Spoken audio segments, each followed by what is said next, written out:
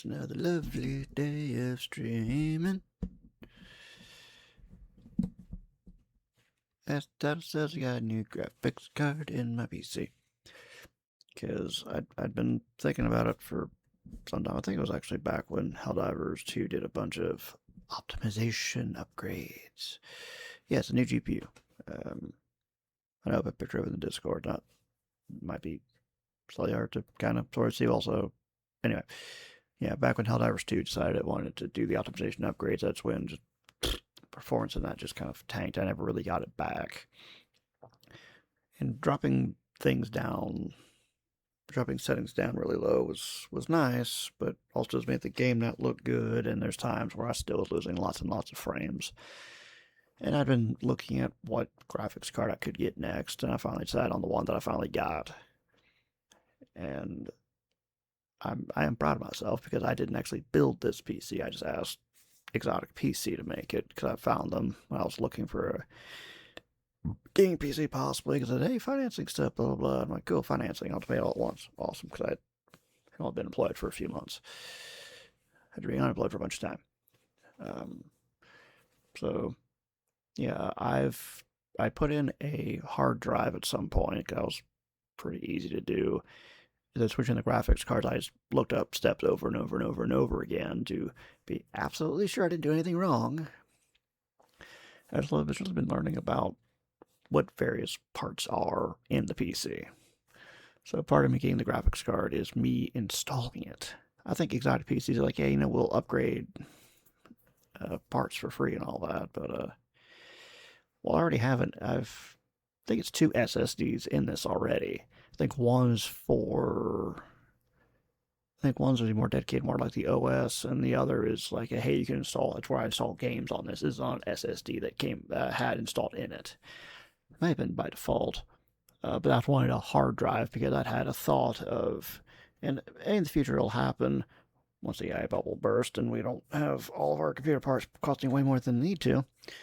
This could become the main PC, and then I could get a more beefy, very beefy gaming rig that's even more powerful than this.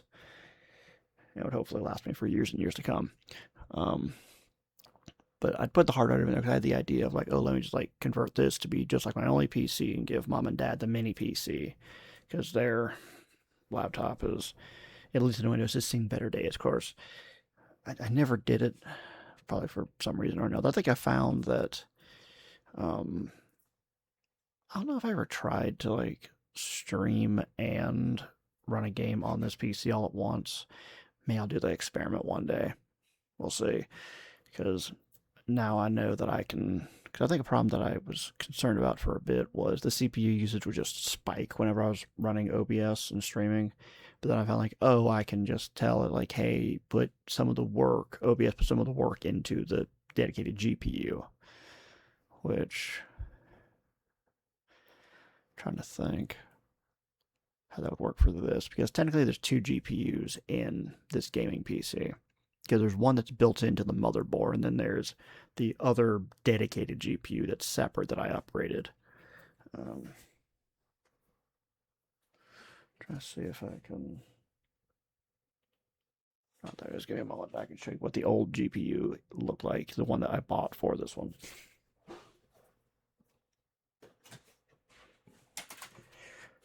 Everybody gonna get a show and tell. But maybe at some point, again, in the future, they might be like, this is just like streaming main PC type thing, and then there'd be a gaming rig.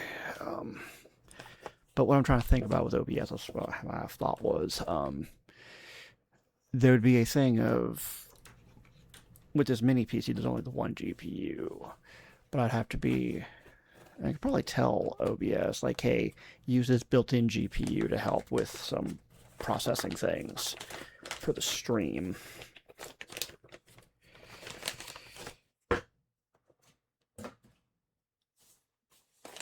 I probably need a longer, like, U-shaped desk or something, because I need to put this down temporarily.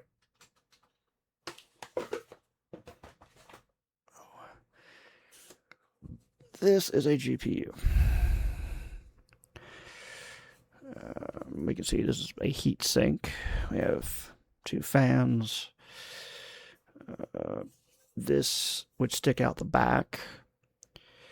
You can see that on the left is an HDMI, and on the right it's got a thing plugged into a display port, which I've looked up before which one might be like better. I think DisplayPort in some ways is better for visuals, and it's like entirely female. HDMI, you got to meet certain standards and be licensed for it. But I think also like DisplayPort cables usually are kind of short in order for me to do streaming, since the Elgato requires an HDMI. Uh, I would I need HDMI at least for that, but could I could. So I'm trying to think for a second because I actually need to do a test. I think I looked this up. I think I may have tried it once where I did like just a display port output to a monitor. That way I could just play without having to worry about setting up the streaming thing, because the way it works, the Elgato needs to be powered usually by a PC, because you plug it into a PC and that'll power the Elgato, which lets display stuff like, because it's like it passes through, it's capturing the video, and one part's going to something like OBS, and it has an HDMI out so they can go to a monitor. And I know that'll let me hear it because the second monitor I play on, it's got speakers built in.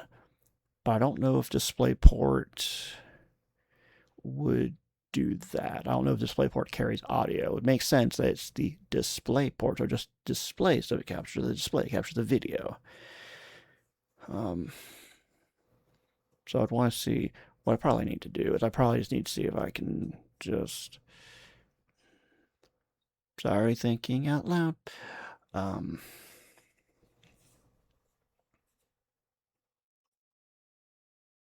There's plenty of things. There's plenty of like things in the back so you can plug in. I think there's like a speaker output slash headphone jack. I think they also have like it's not USB connectors for a mouse and keyboard as well.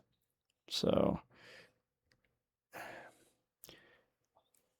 I think I found that the way that I would need to have this all set up so that I could just play the Xbox or play the PC without having to go through the Elgato is I'd probably need. What would I need? I would need something to let me select which gaming thing I'm doing.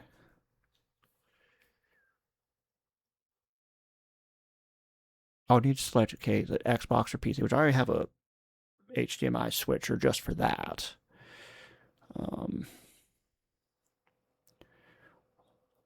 so I need that, but then I would need a splitter, one that would go directly to the monitor and the other that would go into the Elgato. I can kind of actually get around that because, again, the computer has display ports. So there's a display port in this monitor. And there's also, you can do a converter, which is how I have a second monitor for my mini PC, is I have one that it goes from DisplayPort to HDMI. So I can just get around it that way, and probably could do vice versa. But anyway, I could DisplayPort into this monitor, but again, I don't know if there's audio. So I would need to figure out something to hear the audio from the PC. And then the Xbox would need a splitter, because I need to split either directly to monitor or go through the capture card. I feel like I vomited a lot of words, but I think I got my point across. It's a thing like I would need to figure out how to connect stuff together. It's already kind of a mess because I already have two HDMI selectors, one that switches between the console, the Xbox, and the PC, and then another one that goes between the Elgato capture card and the second output for the PC. So I need to figure all that out, and I'd probably need someone who's good at cable management, because this is already a blooming mess as it is. And I was trying to reorganize it when I flip flopped my desk a few weeks ago, and then tried to another time of reorganizing my desk. And then the first time I tried to set up everything at this desk, it gets to be kind of manageable. Then I kind of just give up. Um,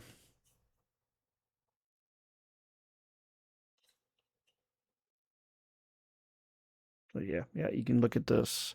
I'm sure you'll be over here. You'll be over here at some point. I'm still going to be having this for because I kind of know what I could do with it, but I need to actually do it. You can look at your graphics card up close and personal. It's going to be a dedicated GPU. Again, we got fans at the bottom. You got looks like a couple of different heat sinks. This has a display port and HDMI. The new one has 3 display ports and an HDMI. So this would be it would make a great like streaming rig because I could have multiple screens for everything. And just having 2 screens is nice.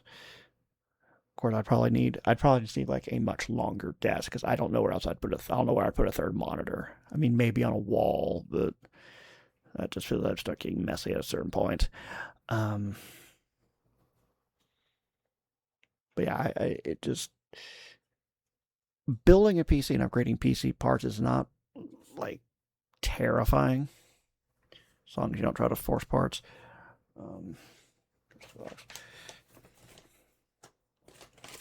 Because there's a lot of like you can call almost like dummy proofing when it comes to making a PC, where things can only go in one way. I think it's either the motherboard or the processor is like it's like square, but then you see like a corner cut off on one side. So there's only one way it can go in. And a thing you'll see for like I was looking up how to take out the GPU and put it in. It's like don't force anything.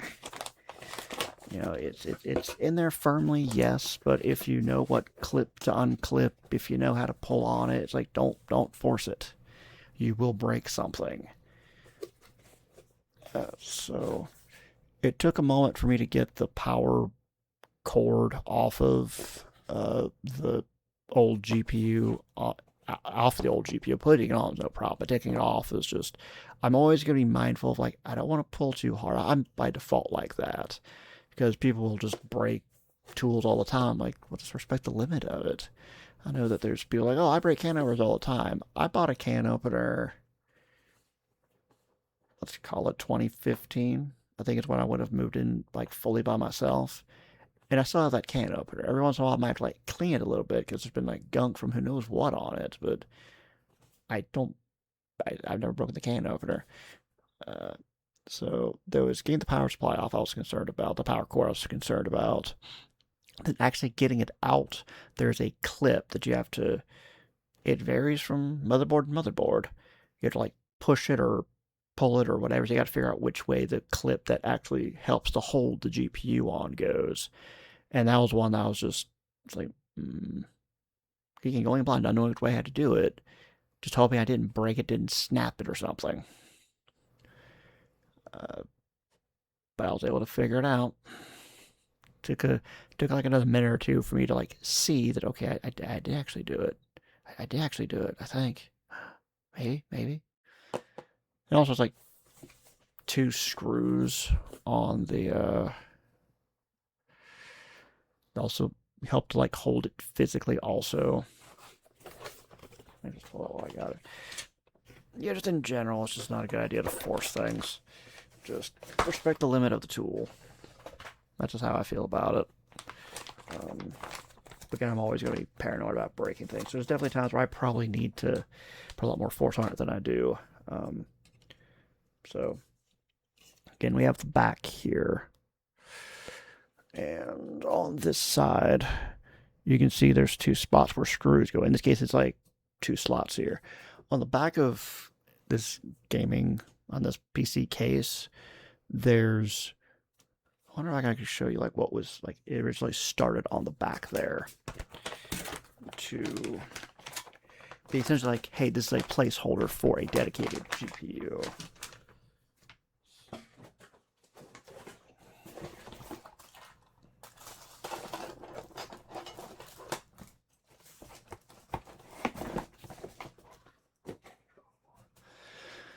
So when they sent me the PC, they also sent what seemed to be like random parts. I didn't know what they were, like this. This is something that went on the back of the PC, and there's still 6 of them on there that just they fill in um, the back of the game case, back of the PC case, and you take out the number of these you need to take out because each of those GPUs are going to require a certain number of those slots. And this GPU and this other one here both require taking out 2 of these.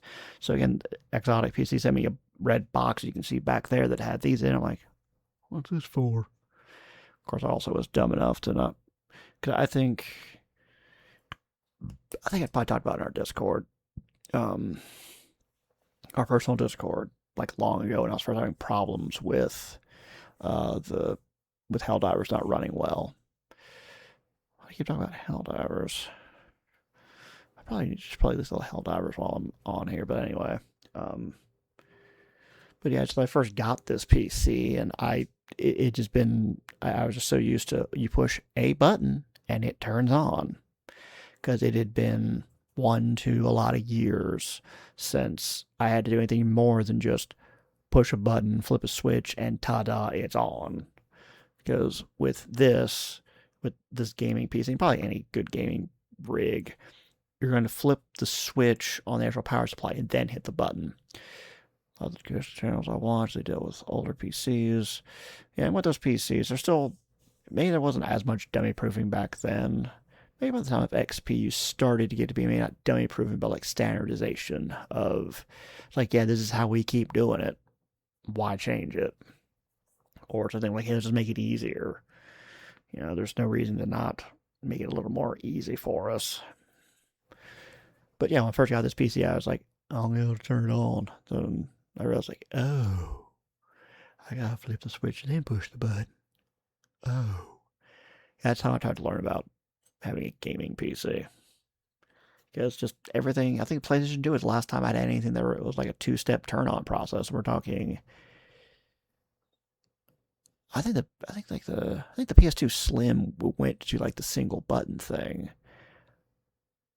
Thinking about it, I think the only device I ever had that I can recall using a lot that required the 2-step power thing was the original thick PlayStation 2. That had switch and then button. Because PlayStation was just a single button push. The N64 was just a switch. You just like turn it on or off. Game Boy Color, Game Boy Advance, both of those were just a simple switch on or off. Xbox was just a single button push. GameCube was just a button push, and after that it went back to just a single button push. And for a while, I think that like an external power brick, but like I think I can't remember if the Xbox One has an external, like, it's like, so the 360 had, you know, like part of the cord you plugged into a giant power brick, and then power brick ran into the console. I don't remember if Xbox One got away from the power brick, or whether it was the Series X that finally got rid of the big ass power brick or not. I don't remember.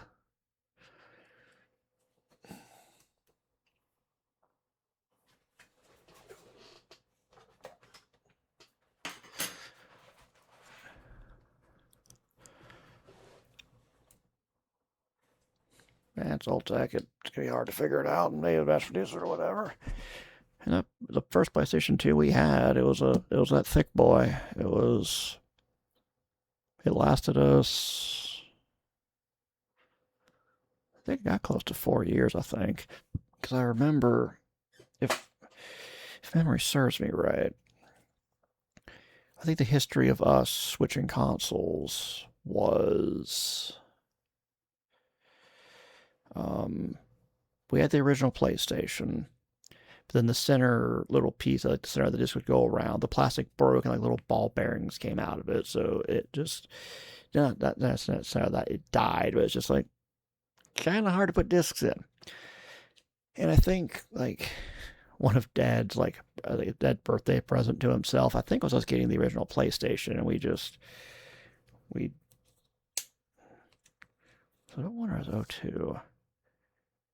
Because 2001, I think it's back. It was 2001 was when the PlayStation 2 came out, wasn't it? I think it would have been late 2001, if I recall. I want to say, I don't know when it was. Was it October, November '01? It's probably when the PlayStation 2 first came out. Yeah, we had PlayStation 1 again, just like the center little. So I think you know how the game. I think you've seen the GameCube. It was a similar disc setup to that, except PlayStation 1 disc was like regular sized disc. Even the PlayStation 2. Yeah, PlayStation 2, that like you how you just physically put it instead of like you slide it into like a slot like the Series X does. It's just you pop the lid and you put the game disc on that center thing and then you close the lid. Again, that centerpiece, the plastic started breaking, so the centerpiece started like just like the thing they held the disc started breaking apart. Um, but yeah, I'm trying to remember my years. Because the point of the story is that I guess like maybe the first birthday that Dad had after the PlayStation 2 came out, and because the PlayStation had just started kind of going, like, yeah, I can kind of run. I can't remember. Can you check it for me real quick? I want to say it was '01. I could be wrong. Um, because I can't. Let me just tell my story of why I think it was. It came out in '01. I remember that us going to get the PlayStation 2 for the first time. It was uh, we we had like there's like a bag in the closets near the front door. It had rolls of just like various coins of quarters, pennies, and all that. And we were counting those coins, trying to buy ourselves or Dad for his birthday, for his own birthday, for himself, of course. Um, he bought himself a PlayStation 2, and we bought ourselves Twisted Metal Black.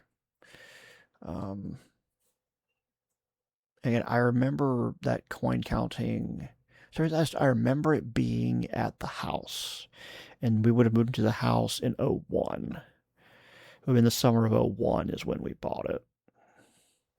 Summer of '01 is when we moved in, so it would have been at the beginning of '02 is when we bought the PlayStation 2, if I recall correctly. I remember us being in the house. That's what I remember. I don't remember being in the apartment doing this. I remember being in the house. Unless I'm like really getting my stuff messed up. That was when we bought the second PlayStation 2. I don't remember now. Because I don't remember if we had. I don't know if we had the PlayStation 2 before we moved out of the apartment into the house.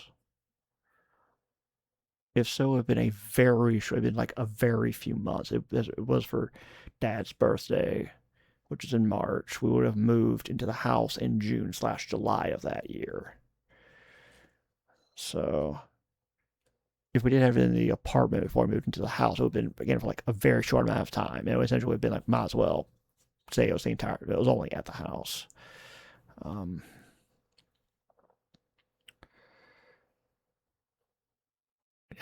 and so that would have meant that old PlayStation 2 would have lasted us. Well, also too, that would have lasted us 2 years. So 2 or 3 years, because the old PlayStation 2 it died around Christmas of '04. Oh, it's 2000. Okay, maybe we got the replacement one by counting coins then. Maybe that's when we did the replacement one. Anyway, so we would have counted those coins probably. No, we would have got a lot sooner than that actually. That's kind of messed with my timeline a little bit. Um, so Dad would have bought it then.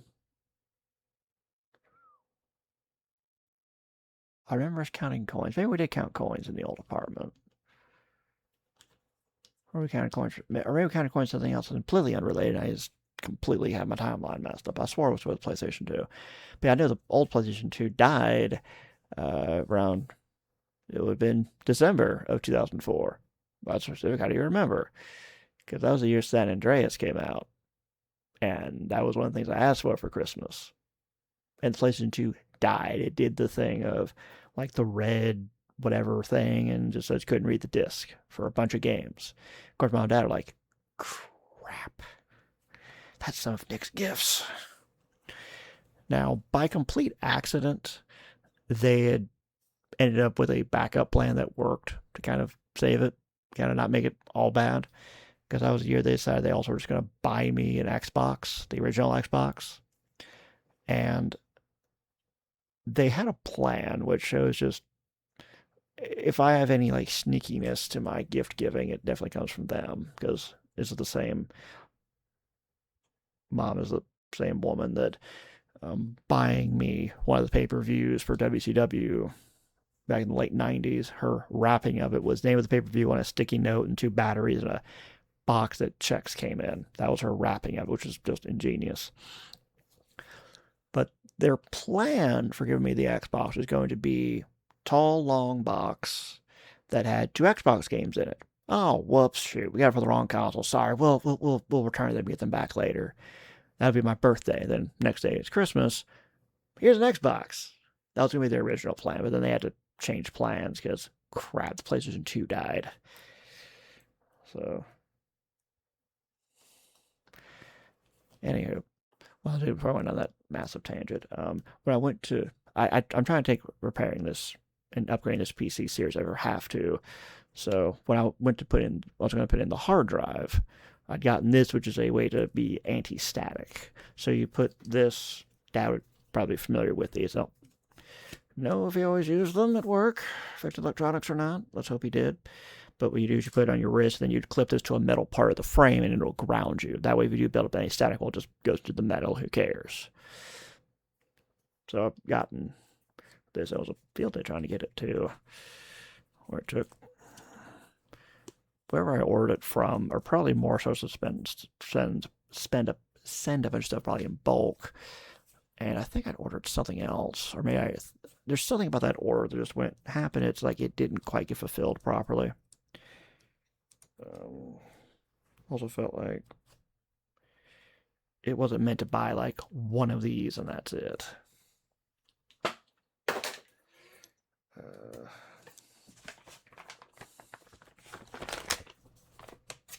Trying to think if I have any other reason why I got this back out.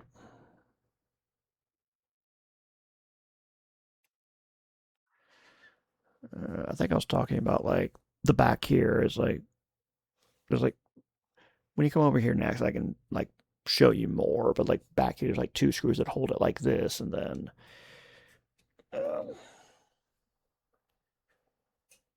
right along here, this is the cover on it, but right along here is where it connects to the actual motherboard. That way, it can actually do its graphical processing unit stuff and send it to the motherboard so that stuff can be done. So that the CPU can like, hey, graphically process this. The GPU is like, here you go. Here's your final result. I need to figure out something to do with this because it's still probably a really, really, really, really good GPU. It's just it can't. It's probably not the best for some games now. I don't know. Maybe over the years I can just I don't know figure out something to it. Maybe I could sell it for at least a little bit of money. I'm certain somebody would pay a pretty penny for this graphics card, even if it can't do the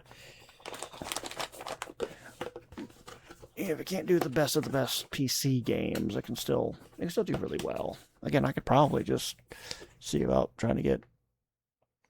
I could probably just rebuild this PC if I wanted to try hard enough, or see if I can at least find like cheaper variants of maybe a less powerful power unit, maybe a not as good not as good motherboard and CPU and all of that. Maybe I could try to see if I can build like a cheaper PC and make that a streaming rig and try to see if I can pump this up to be a uber powerful gaming rig and build/rebuild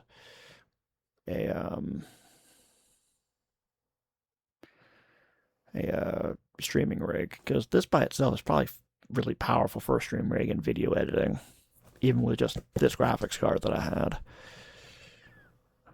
Well, we have the processing power. People would want to try to push it and see what they can do with it. But I got a feeling, or at least what I would want to do if I was a dev is I would say, hey, let's like back off on the powerful PC stuff. Let's just try to aim for a lot lower than we can do. Just because we can doesn't mean we should. We should try to be respectful of the fact that PC parts are going to be stupid expensive because of freaking AI for a while.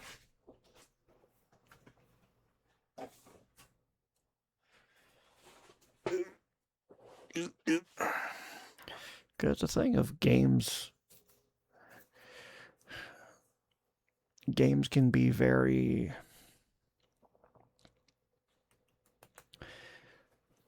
The advent of better graphics had led to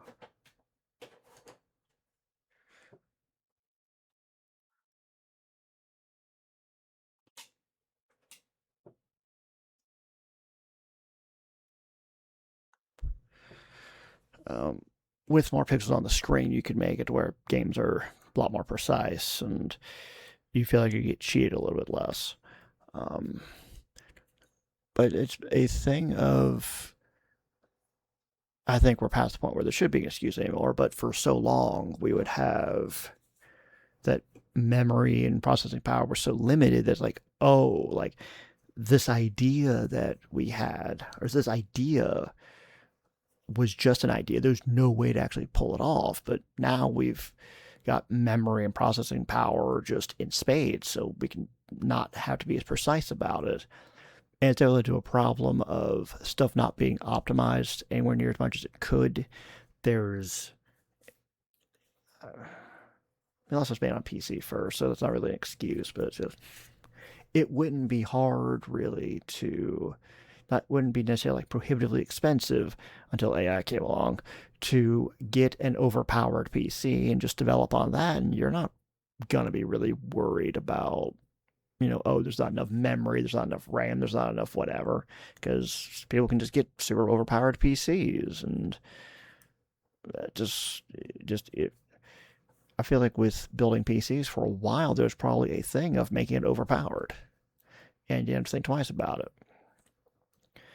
And then if you're like me, it's like, well, I'll just play it on a game console. There's a set, thing of the PlayStation has this GPU and CPU and RAM and settings and all that, and the Xbox has this.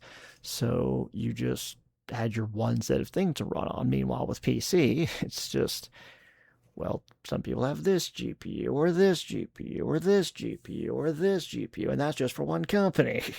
And they might have this processor or this processor or this processor, and that's just for one company. And just there might be all sorts of other little differences across them where it's like there's a bunch of people that make the AMD Radeon RX 7600, and maybe there's differences even amongst the people who have actually produced these 7600s, where there's some difference in there. Kind of with this, it's talking about like 8 GB of RAM just in the GPU. So maybe others make it on like 4, they make it with 12, and then people have different settings. And well, if you have this version of the driver, is this version of the driver? And I would have imagined and hoped at some point people would have developed or been smart, like, hey, let's start like not requiring crazy stuff.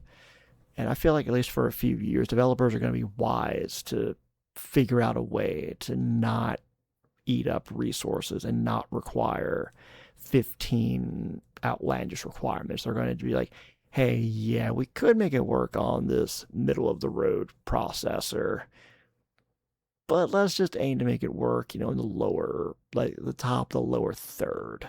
There still needs to be a certain cutoff where, like, yeah, that's just too old or whatever. Scripts are being playable. Yeah, for your PC. And then my PC might eat it for lunch. So, and who knows what optimization they did or didn't do. And there's certainly limits to what a certain program might have. Might be certain programmers are like, hey, we have this bug, but we can't quite figure it out. And that just be a thing. It's sometimes you just have a problem you just can't quite figure out. There's no shame in it.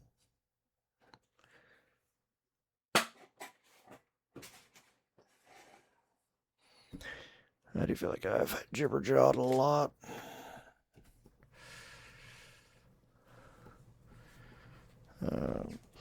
At some point, you'll probably need to just get another laptop. If you had room, I'd say PC, but I don't know where you'd put a gaming. I think you've seen the size of my. You can kind of see this gaming case sticking out right here on the screen. It's not small, but it's big for a reason. That way you can like actually like reach in there and modify parts.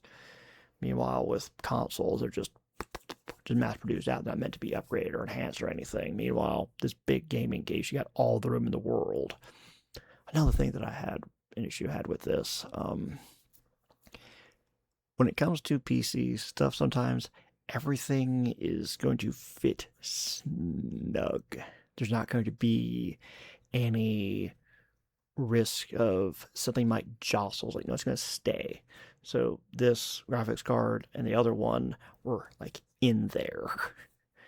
Between the screws holding it onto the back of the case and there's like the clip in there, it's going to stay. So I was trying to put this new graphics card in there.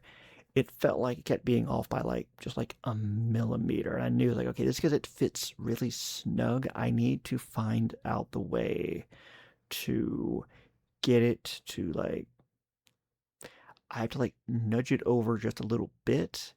And I forgot, I can't recall exactly when it is. I got it to like move over, it was like by like just like a millimeter. I knew it was like if I'm missing by like a millimeter or less, it's like it's because it's snug, and I need to like, I think like maybe like push like the back of the frame like just that small amount to like get it to finally sink in there. Because everything else is just going to be exactly the size it needs to be. Everything is down, probably down to maybe like the nanometer potential. I don't know if it's that precise, but it's like less than a millimeter is how precise all that's probably going to be. So it's something of just, it wasn't like frustrated. I'm just like, I can figure this out. It's going to take me a bit more. And I also am still trying to be careful that I don't break anything. Because that graphics card after tax, like $350, which I've got that more than that, saying on a credit card. I've been hemming and hawing about it for a bit. I'm like, well, I don't have a job. And I'm thinking just like, I got bills that are going to break my budget that are way more than $350. I can't go completely insane, like buy a new gaming PC or something. I can't go that crazy, but it's like, I'm having to survive all of these months prior, and hopefully not in the future, but I'm gonna be able to survive for many more months. I'm not gonna miss the 350 when it comes to my bills, but I'll miss the fun of being able to play better games better on my PC. Like Helldivers, which runs so well.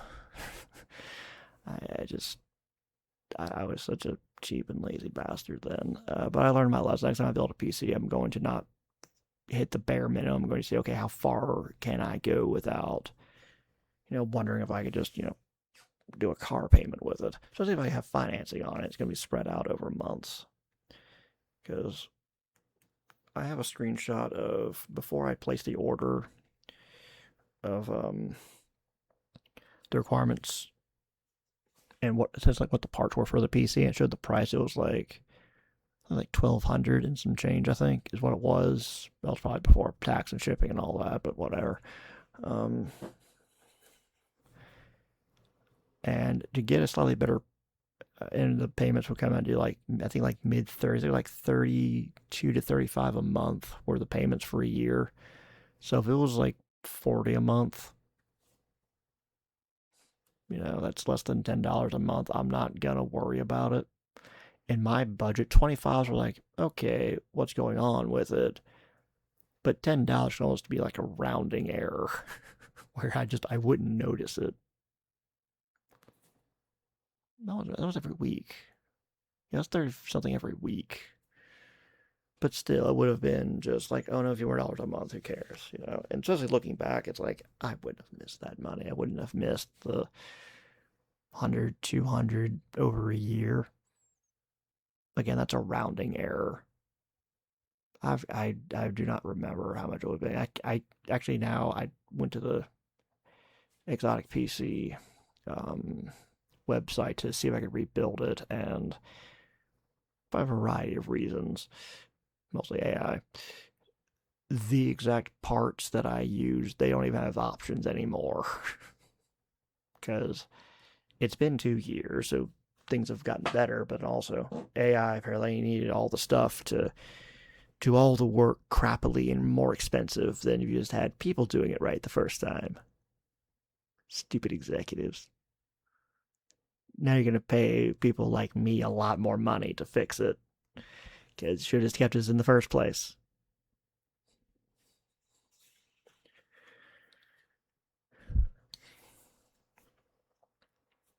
But I'm gonna presume that that graphics card is gonna treat me well for a while, and then worst case scenario comes, I'll imagine it's possible that by the time we get to that graphics card that I have now, kind of lagging behind, you'd be like, oh well, guess I'll buy myself a new gaming rig and overpower it and just use this as my main PC now.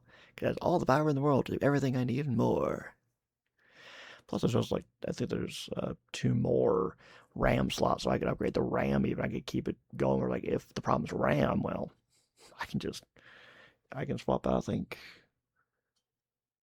those are 16 gig RAM sticks, I think. I don't remember. Let's see.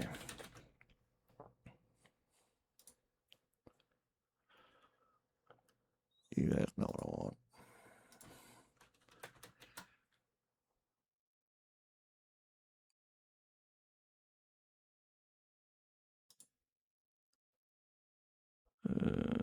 Yeah, so each of these RAM sticks in there, there's two 16 gig RAM sticks in here.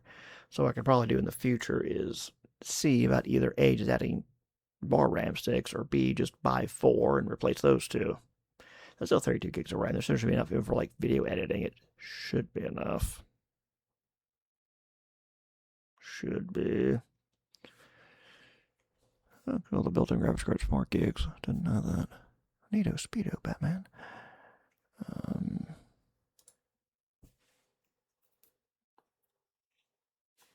Oh, you asked yesterday about if I had like some really old game. I didn't think I did, uh, but actually I do. There's a old, well, it's a updated version of it, but I guess I kind of do. Rise of Nations was a real-time strategy game I played back in the day. That it's a way you can kind of learn history a little bit because some of the nations are real nations and they have certain special units or special abilities. One that I remember really well is that Russia has the ability of called General Winter. So whenever you build a city or you build a fort, there's like a certain area of influence that you have. And for Russia, it's well when your enemies are in your area or like in your like sphere of influence and they don't have like a supply truck, they take damage, which reflects how in Eastern Europe it's really, really, really, really, really freaking cold. And you don't want to be there without supplies. You don't want to be there when the Russians are like, oh, yeah, sure, go ahead and invade our country. We're just going to burn everything behind us. So there's no food, no shelter, no fuel, nothing. You can walk through our huge nation all you want, but you better have supplies. Because if you don't, you're going to run out, and you're also going to be really, really, really, really freaking cold. Now, it's not just Russia's enemies that have suffered this, just Eastern Europe as a whole can be like this, and Russia occasionally has gotten bitten by that trying to invade people in Eastern Europe. So, I've talked a lot. I'm trying to remember, I can't remember any others, but some builds probably like you could like build faster, or maybe like certain outputs were quicker. I know that in certain nations would have a special unit because everybody would have a fighter plane from the World War II era. I think I don't know World War II era, but like some people might have like they have like a fighter plane, but some nations are like no, we've got like our own kind of fighter plane. It's like even better, but only we make it.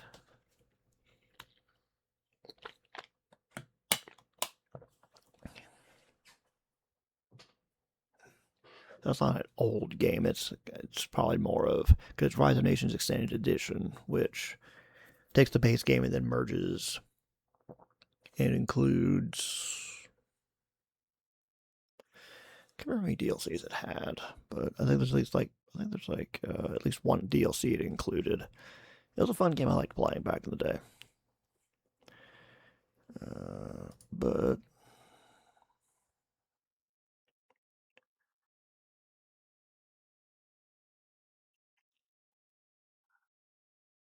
yeah, there's been a lot of me jibber jabbering.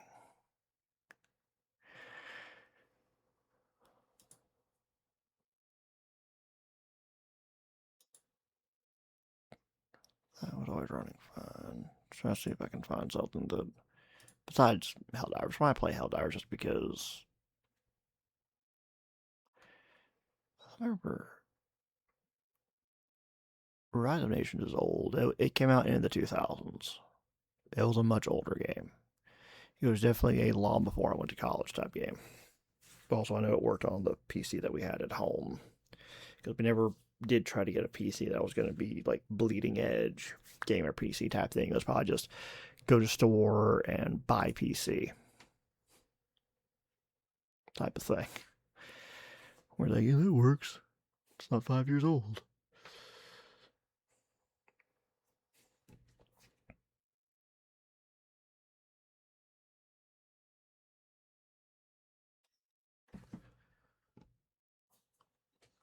Again, it would have been. I want to say it would be. I want to just pull arbitrarily pulling a number. I want to say 2004, 2005. That is arbitrarily just pulling a year somewhere in there. I remember just seeing it at. It was probably at Best Buy. Be like, ooh, this game looks neat, and bought it. And then I think Thrones and Patriots was at least one of it may the only DLC Rise of Nations had. Uh,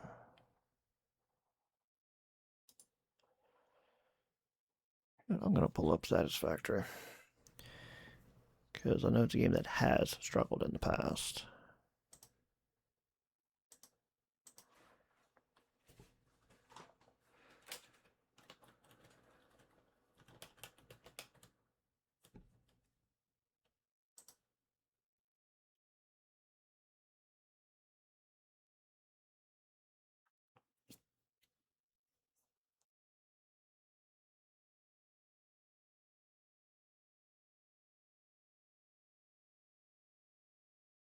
Waiting for it to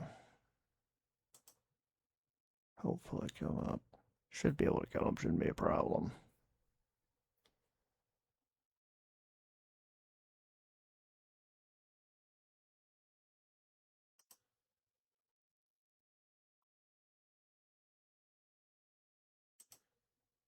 Why is it showing a black screen? What's it doing?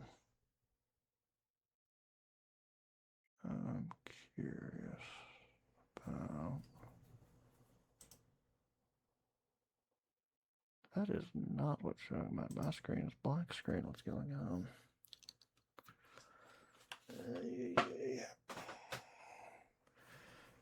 What is it doing?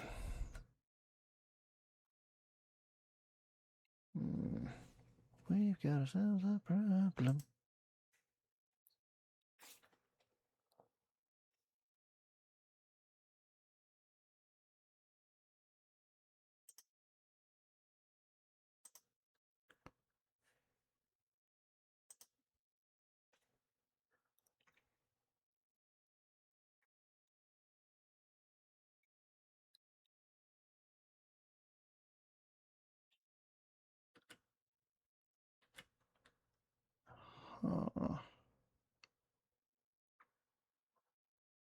That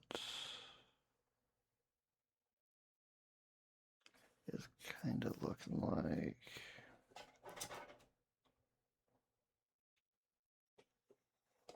it's a problem of it's not sending out.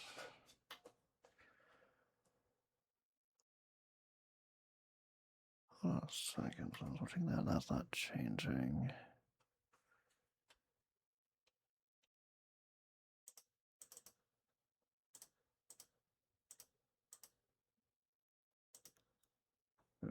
It's not.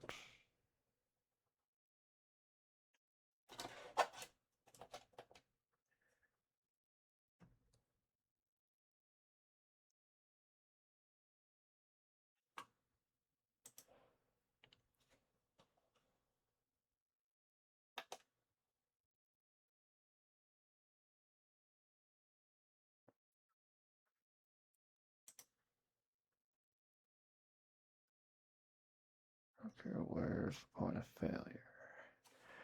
Because something just mega croaked. Because I'm looking at that and that's not.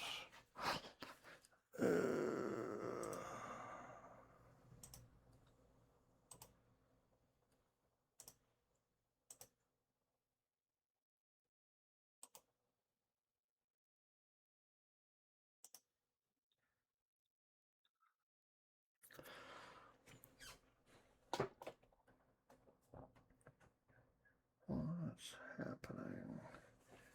Because it's acting like it can't find the Elgato at all. Let's see, that's...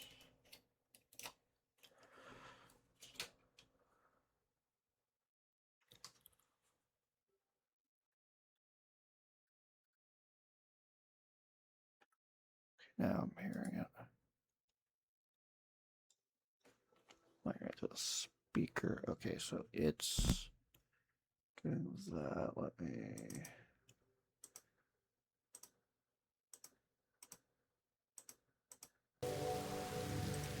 There we are. Just took a moment. I don't know why it did that. Also by lovely, lovely welcome to Satisfactory. There's no other update to you, heifer.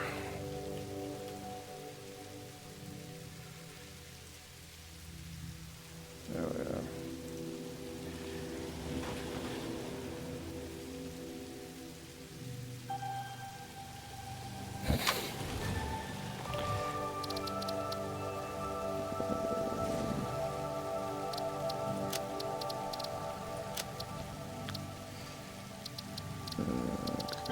Check some stuff. It's been a bit since I've played this.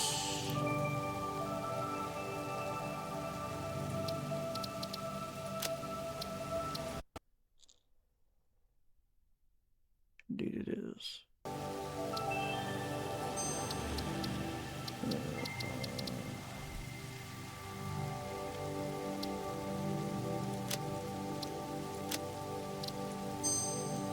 Get to this game decides to try to belly up on me and then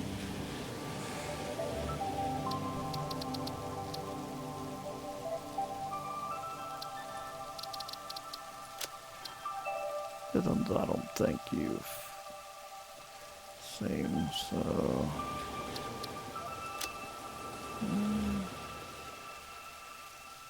just started that one away.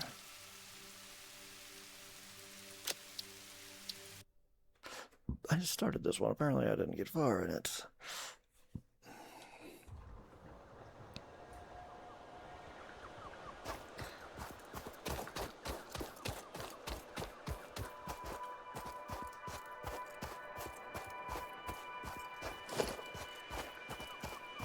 I don't remember. I don't recall. It's no 5. I remember them making a big deal that hey, they got to Unreal 5. Yeah, I don't like being here.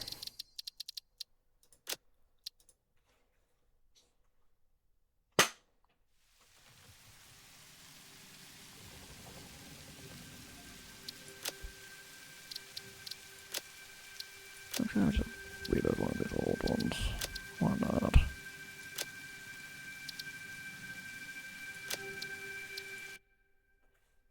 I might have actually a problem of I don't know, because I know that they've done different, as they've upgraded, there might be certain things that like do and don't work anymore. I just seem to be running fine. If you see anything look goofy, call it out, because I may or may not be able to notice it.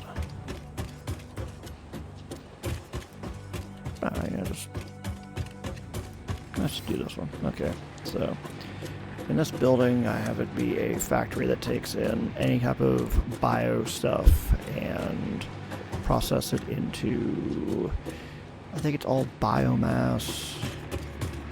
So, know, so this one will take in leaves, wood, and mycelium. I probably remember quite a bit. There's just probably times where it takes me a hot minute. And there's probably also times where I think it up here, but I didn't write it down. And it's very just, if I'm on it and playing it, I'll remember. But if I stop for a few days, I have to stop and recall, like, okay, what was I doing again? Because I probably had a very particular thought in mind. But yeah, like this makes mycelium, which is mushrooms. But with mushrooms, you can either turn it into biomass, or you can combine it with biomass with mycelia to make fabric. Over here, there's 4 different types of animal meat you can get.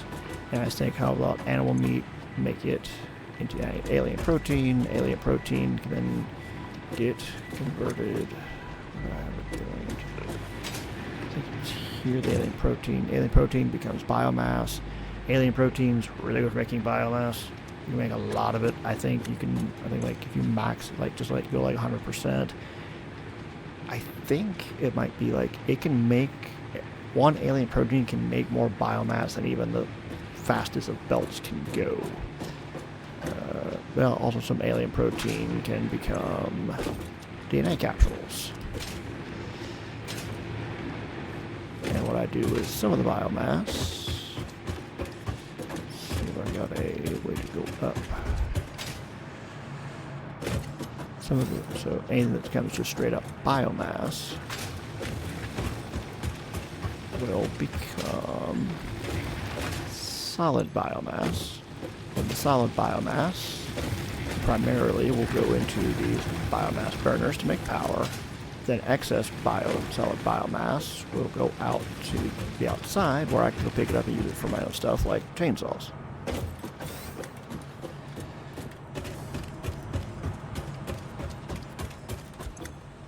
So if I need alien DNA, if I need cloth, if I need biomass, there I go.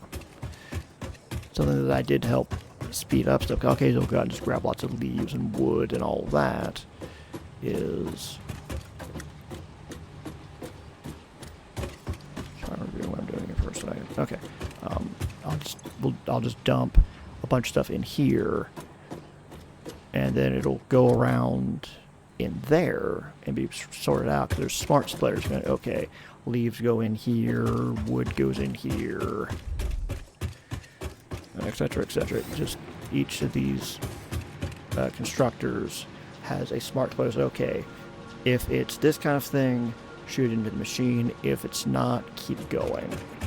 And what will ultimately happen is, if it's not leaves, it's not wood, it's not mycelium, it's not one of the 4 types of alien meat, it'll just go into this container, because I just dump a bunch of stuff and don't realize, I just dump everything in there. It'll almost like auto sort for me. Have an awesome sync. You can do awesome sync, turn awesome sync tokens, which can buy you cool stuff. Like conveyor lift floor holes to make it so you don't have a chunk of floor missing. That is the space elevator. The story is like, oh, you're on this planet, you need to save humanity, you need to like exploit the environment, blah blah blah, to do all that.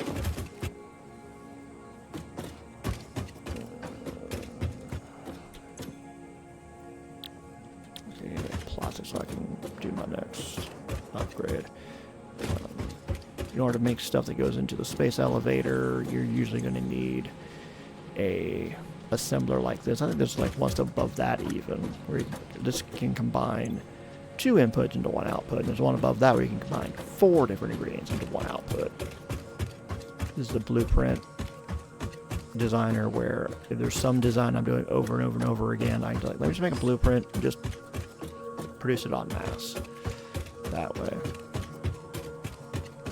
By the way, this game is on Xbox, if you'd ever want to play it.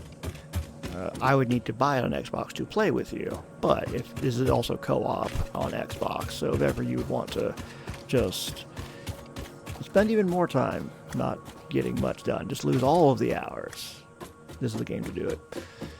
And it can be, and it's also creative, so you can just make stuff if you want to as well.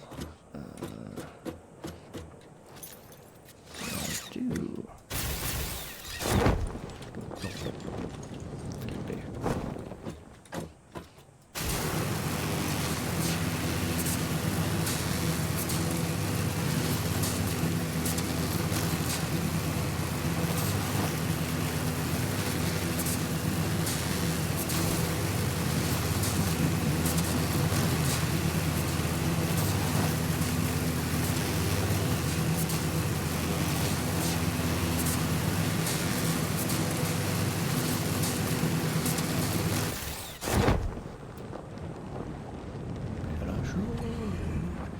Here I have a concrete factory.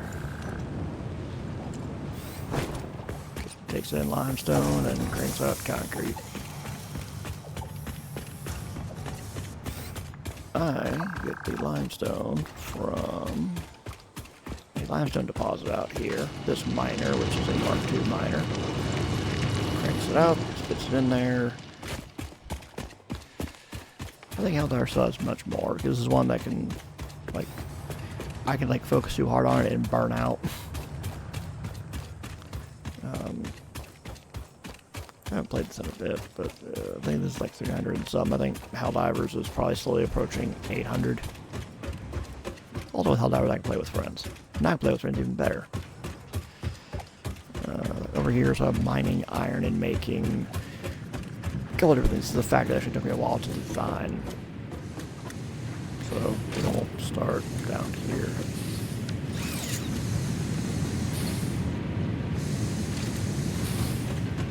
So we've got iron deposits back here. This is one actually I'm not even using at the moment. I got so much iron that I can use just from one. So they all go into smelters. Turn the ore into ingots. Then this is one I need to, like, probably design a whole heck of a lot better than I do.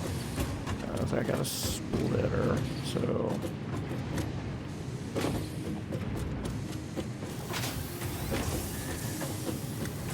here we have these.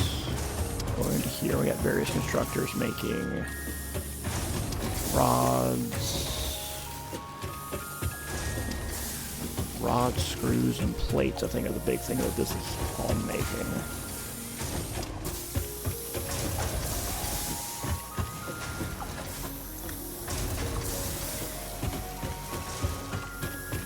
That all of these are making stuff. Making those parts.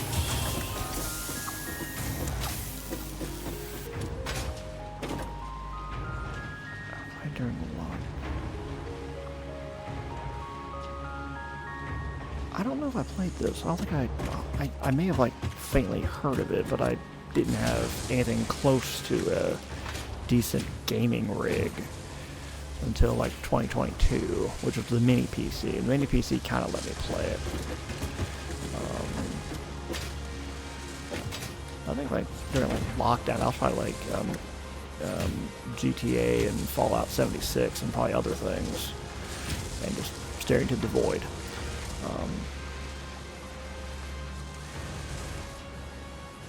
Okay, over here. This assembler's making rotors. That's rods and screws. Okay. And then I have smart splitters. Say, okay, just keep feeding the rods into here as long as they can take them. If there's any kind of overflow or anything illicit, anything that's supposed to be in this line, which I don't think I've had that problem in a long time. It should just be screws and rods, but anyway. This goes along and just keeps feeding the rods in here. If there's any excess rods or any excess screws. I don't think there's excess screws at all, I think. Because a stack of screws is massive. Like, you know, 500 screws in a stack, 200 stacks in a rod. Stacks for a rod. So if there's any excess screws or rods, they go out here to these outputs, and we'll get merged together, and we'll get shot down over that way, which I used to have a whole big bunch of storage blocks over here, but I wanted to, then I moved over to it being we were back where we did the biomass factory. That's where the central storage, I'll show the central storage momentarily. What it was doing is it was just shooting everything into like containers over here. But now what they do, in the copper factory, we'll say the copper factory in a moment, it'll send any excess stuff and built stuff over to there where a truck will come by and take it to central storage. To the copper factory. To the copper factory.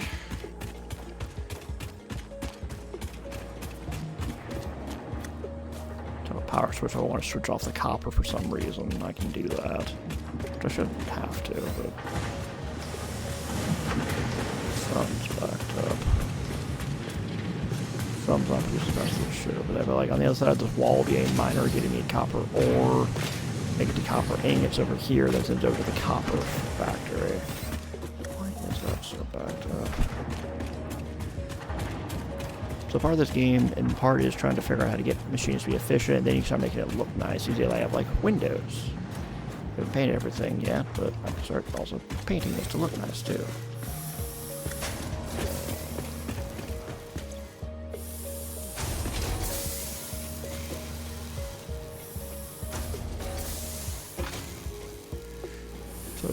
Rod can turn into wire, can turn into, I think there's also like plating around here somewhere as well. And I think I have this, a double stack where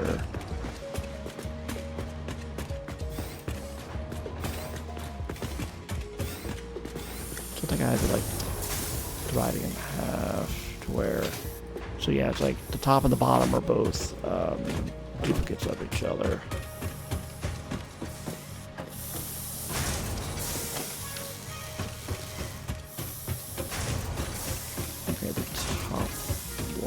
Like it got jammed. What's happening? It's very possible that I put in.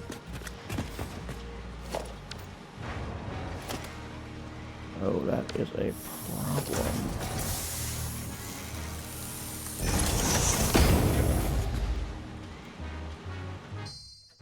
Hopefully that will start getting a lot more. It probably just made a log jam there, but so yeah, all of this is producing this lots of wire and copper sheets. And go over here. There's an iron deposit over here. So over here, I think I found a new reinforced iron plate recipe, because the standard reinforced plate recipe is some iron plates and some screws. But I found alternate ones, like, okay, just like iron plates and copper wire. Like, I make lots and lots of copper wire.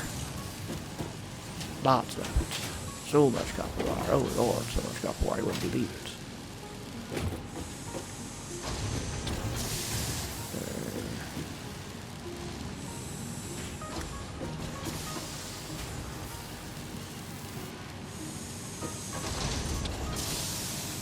Okay. I was wondering, because I saw the other one where it was doing the rotors, where it had like lots of rods being in excess but no screws. What I'm trying to do is, whenever possible, because like, for example, like not all of the copper wire is going to go to producing this, so some of the copper wire goes to producing reinforced plates, and then excess, or like half of it at least, goes to my general storage for if I need to build something else.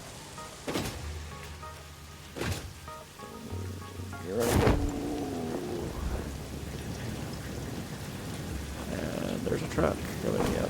So I built some truck routes. So these are technically tractors, but you know, just comes here.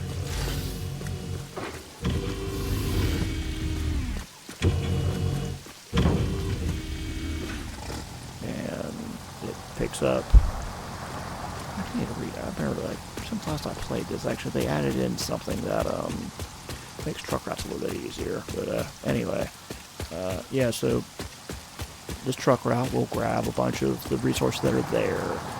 The plates, the screws, the rods, the everything that's made over there gets dumped into that truck stop. And this truck picks it all up. They're going to go to the central storage I made, which it itself also has something I'm kind of proud of. I don't think I figured it out, but like people have done it, where you can just dump everything into one spot and it gets auto-sorted. Actually, I got it running probably pretty well before, but okay, there's actually, yeah, I think this is like a central point, so there's a lot of things that are producing stuff. So it all gets dumped into this truck station.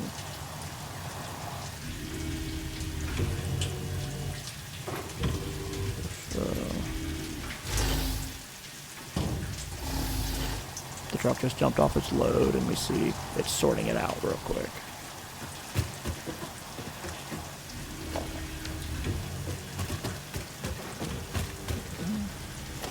Okay, so sorry, I might need to go back to that copper factory and work on something. So anything and everything gets dumped into here, but there are some exceptions. So I believe it's this smart splitter.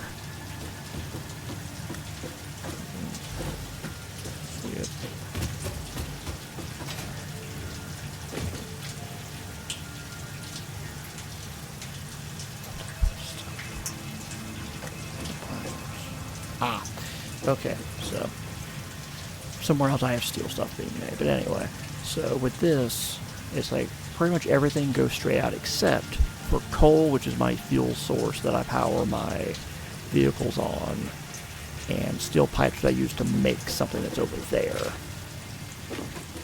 So if there's any coal, which comes from somewhere else, we'll see it here momentarily. Coal will go into here to fuel any trucks that stop here, like that truck, or will go into that one, which again is going to be helping to put in steel pipes into some factories over there to make motors, I believe it is. Now let's take a look at the central storage. So here I have a giant storage container for anything that I make.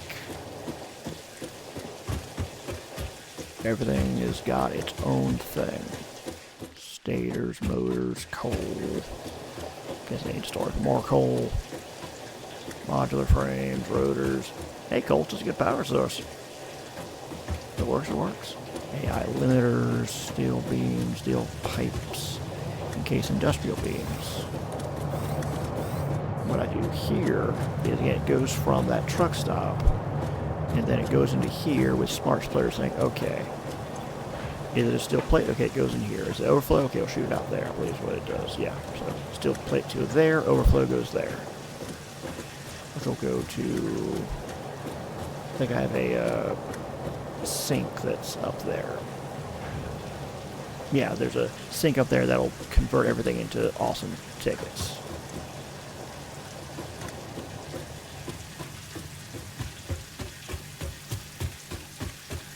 Wraps around. There's probably a far better way to sort this, but it works.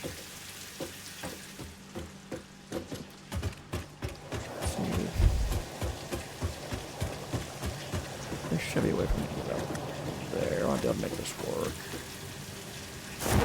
There's definitely a big thing that you can see in this game of like make it work and then make it pretty. We got all of this just flying into the awesome sink. Ooh, there's tickets. There's coupons. Yeah. About the awesome job. So, yeah, I'm just making a lot of this stuff where it's just I'm at full capacity with these giant industrial containers, which is I think the biggest for storage you can have. Ooh, look at that. Look at the rain. It's so wet, but it's so shiny. I love it. Okay.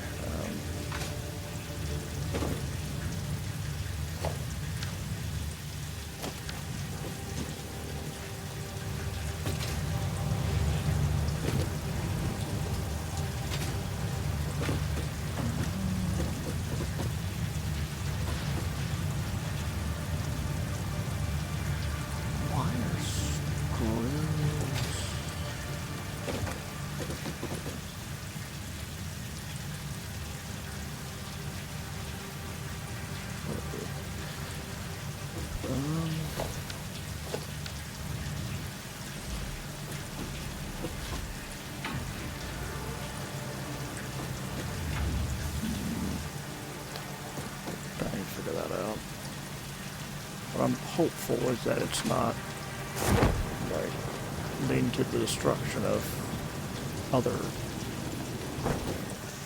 things.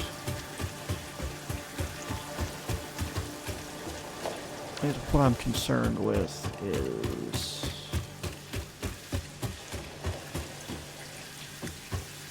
see if I can describe what it would be.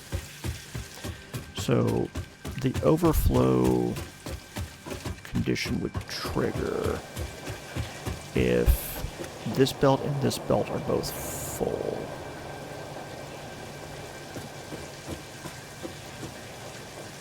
And if there's lots and lots and lots of screws, because you can have a stack of 500 screws. So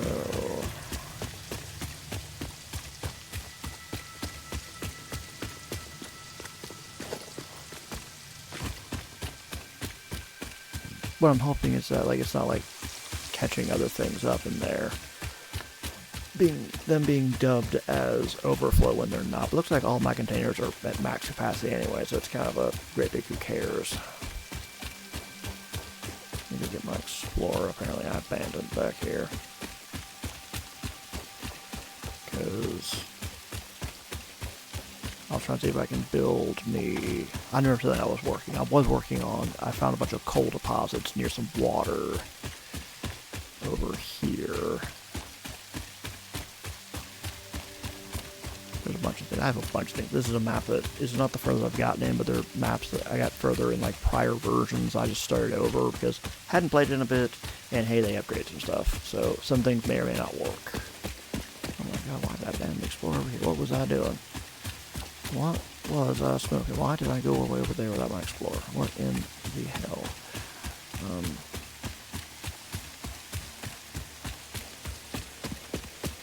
Copper deposit over here. There's impurities of copper, or of all the things.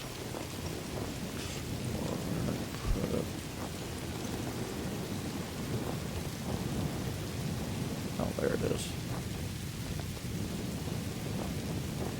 So, yeah, I've got all these coal deposits over here that coal next to water, coal power plant. If I can get that up and running, that's a lot of power that I can use. I do have, I think I just unlocked oil, so I could probably do like fuel generators as well, but just all the power that I can get. I'm not going to be, I could try to drag this coal over somewhere else for other things, but it seems like just like powering things is probably going to be one of the best uses for coal if I can help it. But there's other uses, like make steel, for example, you need. How much am I carrying? Gee, I'm carrying a lot of stuff. I don't know why.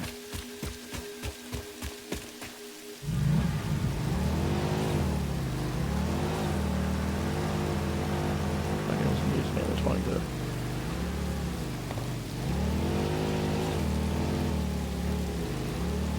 Stop this graphics card. Ooh, where'd it go?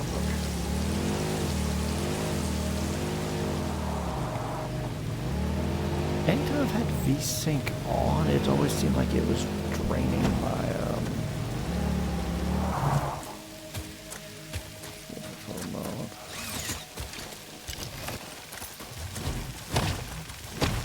I always felt like it performed worse when the VSync was on, but, you know, now I've got this graphics card, so maybe it'll work a lot better.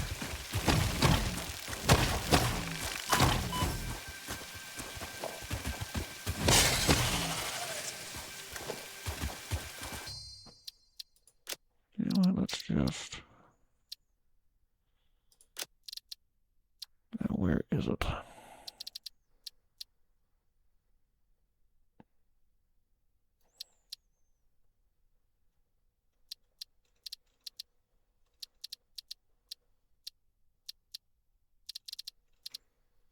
There we are.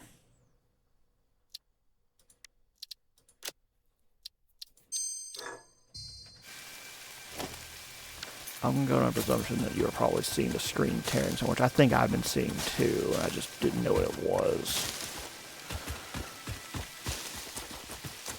again, Doofus didn't know how to turn on his gang rig when he first got it.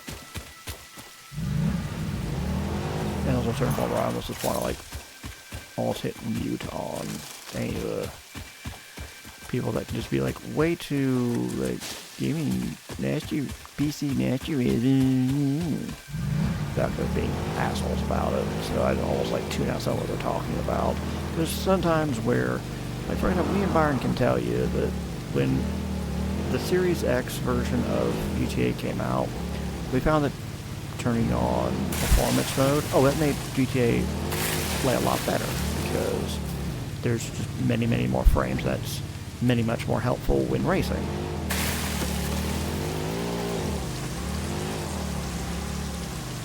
We can tell you that. But those are a great degree where people are like, oh, it makes sense if it is so much better. And we look at it, we're like, looks the same. I don't know. It looks better, I guess.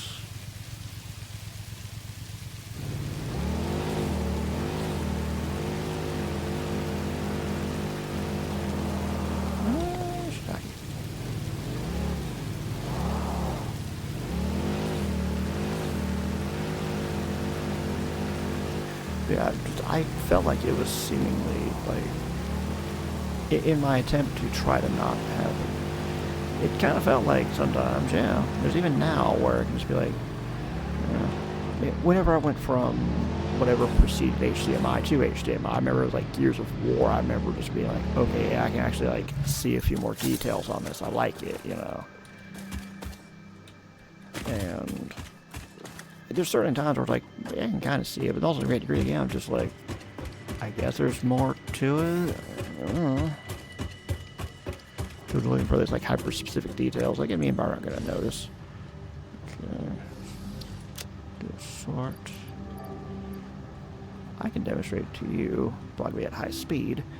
Again, this is how this Biofactory will work. So, okay, just dump all that in there. And yeah, let's say, oops, I put the AI limiters in there. And also, another thing that I put in is like these, like, yeah, these two out here are overflows for leaves and wood because they can just have so many leaves and wood that it just can't process all of it. So it just says, okay, take the overflow of those and just spin them back here.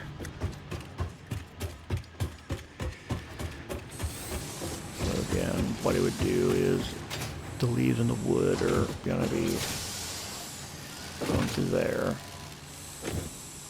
All the wood's in there now. All the leaves are in there now.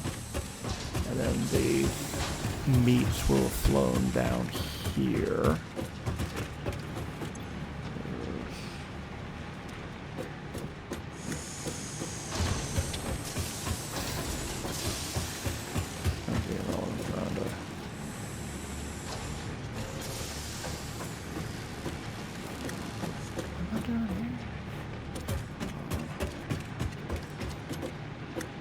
What I may have done is there might have been times for some reason I might be carrying alien protein, which is what these machines produce. So yeah, the alien protein will just shoot straight into there to merge with that and then be on its merry way to wherever. Then all these are making alien protein. So again, those AI limiters that, whoops, I dropped in there by accident. There they are. It can be good when you're making a system like that, that it's only expecting certain things. Once you have smart splitters, say, okay, let me just have a whoops, didn't mean to throw it in their line, or kind of a way of, okay, let me just dump all this in here.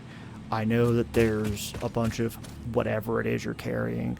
Just help me like clear out my inventory kind of thing. I could probably make a series of those for that. Okay, up here we have a deposit of Caterium, and Caterium ore makes quick wire. And then quick wire can be your way to have that off. Caterium wire can make quick wire, which can make a variety of things like AI limiters, which helps you make the smart splitters. I have the miner for the Caterium ore off at the moment. I think I was trying to figure something out here. Yeah, I think what it is that it would keep getting logjammed at some point potentially, because at some point I need to... What was I doing? I think I was worried. I thought I was worried because, like, oh, it's like a stack up and, like, not go into the, thing, but yeah, well. So in order to try to avoid backlog, you'll just keep putting Caterium ore, because it gets smelted up there, and then just keep putting the Caterium ore into here to make quick wire. Once there's an overflow, go over here and dump it into the Awesome Sink. Also, once we get an excess of quick wire, we put it into the Awesome Sink. And if I had a way to feed it copper sheets, it could keep making AI limiters, and eventually that would also hit a, hey, once you've got an overflow, put it into an Awesome Sink, because we got too many.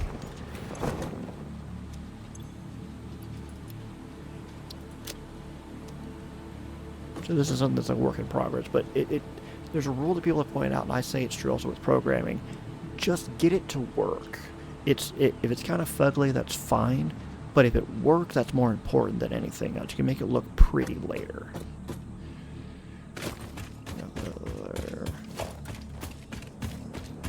Where did my explorer's over there? Okay. Explorer's over here. Okay.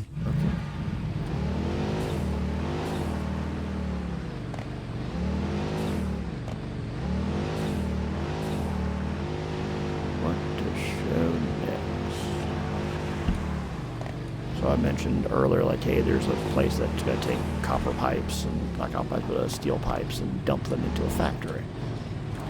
We is going to look at that factory now. It just works, and you can make it pretty later. Again, that's a rule of programming. So get it working first. Doesn't matter if it's pretty good, doesn't matter if the building looks pretty. If it don't work, who cares? So this guy comes over here, and he dumps steel pipe in. And good lord, it is getting full of steel pipe, my lord.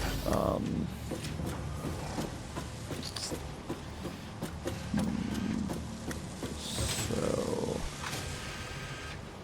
this is one where we need to, like, show, like, up, I think up there. So I'm gonna see if I can get up there.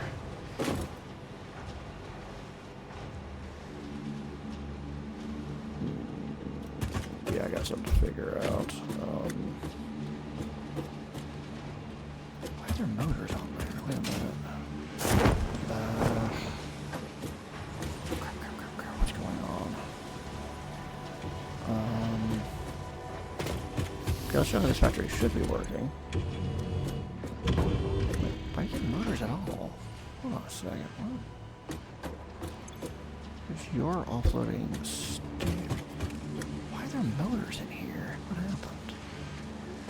Uh-oh, I think I know what happened. I'll clean it up here in a moment. I think it's like log jamming my production lines and all that, my carriers and all that. So up here is a copper deposit. Cranking out the copper ore. Goes in here, you have a bunch of smelters. The smelters go, and they're cranking out the copper wire. Copper wire goes down to the factory that we saw below.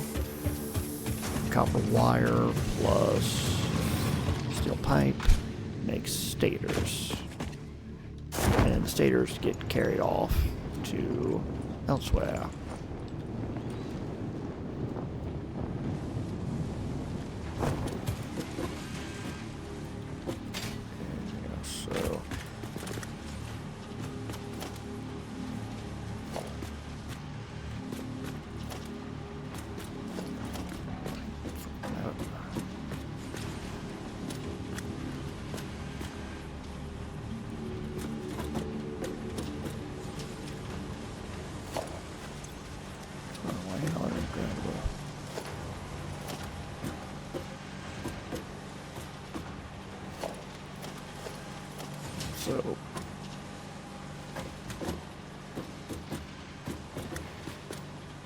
So to answer the question, like, well, why are there motors on here? I forgot what it was, but somewhere something got log jammed where it wasn't offloading everything quite right. So you'd have trucks carrying around motors, not offloading them when it should have. And, well, with these truck stations, these vehicles are smart enough to know, okay, I need to either pick up or drop off everything that I'm carrying. So if they're carrying the wrong thing, well, sucks to be you, because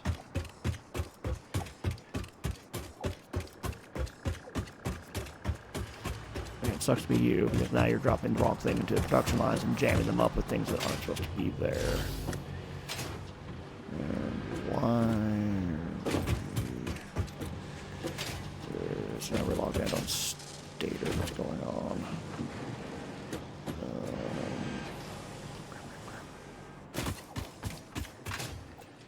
This is supposed to be making motors, and what we have over here is this is producing a lot of iron to apparently fail to make what I need it to make. What's going on? You're making rotors. You're making a lot of rotors. Probably have to make so many rotors that the number of stators probably can't keep up.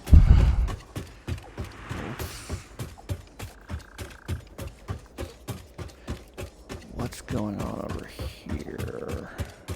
I have that one cart just running back and forth. I can only carry one stack, but it's all it really needs. What might be slowing this down?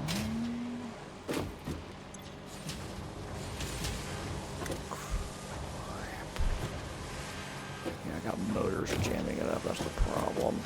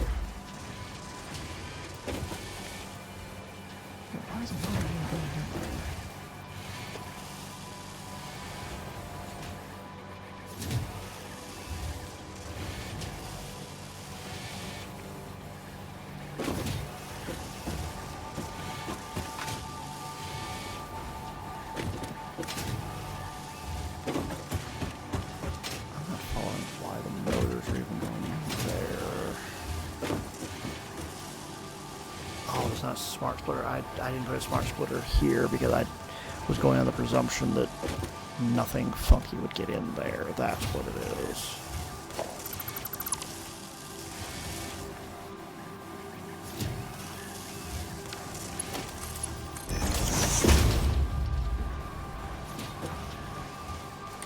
So I just have a splitter on there, just a regular one. Because again, that's all I should need. But what I probably am going to need to do for a safety thing... Yeah, it goes back to that one time that I had lines get really mucked up because motors weren't being offloaded when they were supposed to be. This is an easy enough thing to...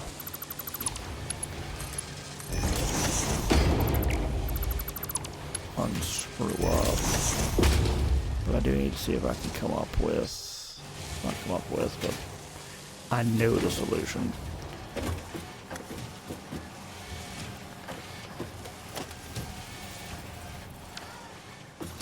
But I need to figure out what I'm gonna...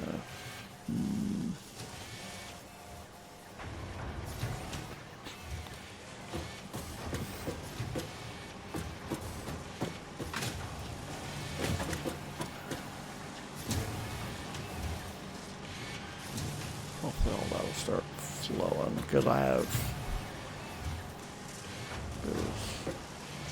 Another panel.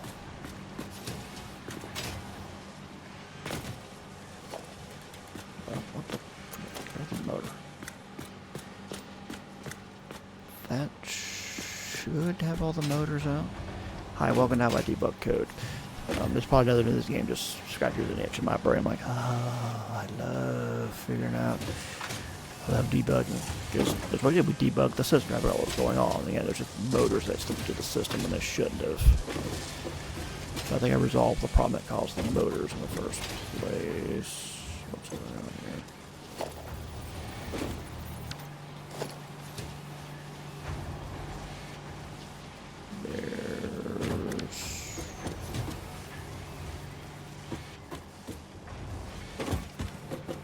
I'm not following. What? What are we having a problem with? Why?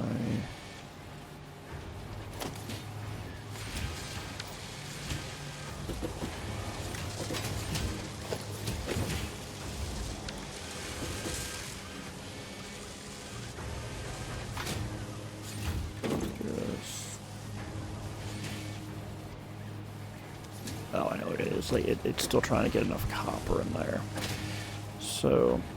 But now what we're seeing is, one, we're seeing a fact of the fact that there's just a bunch of pipes that got backed up and weren't going anywhere. But then two, there's a couple of ways you can try to split out your resources to every machine. There's load balancer, which we'll say you put one belt in and then to balance the load, you okay, 2 belts out. And that's great for, hey, I know exactly how many is going everywhere. The problem can be trying to expand it, though, because if you'd want to try to split it anymore, balance it anymore, well, now you need another splitter and 2 more belts, another splitter, and you just have it just keep growing and growing and growing, and it can be just a massive pain, because it also is not going out, so it's going to go back as well, because, well, I need another line back, and just splitter back here to split into those, then split into those, then split into those, split into those, and just it can keep growing in every dimension.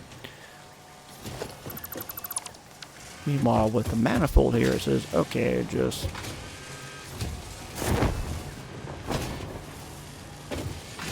trying to get everything to stand. So this manifold saying, okay, just have a belt that keeps going, then just split, keep going, and just it'll keep handing it out along the way.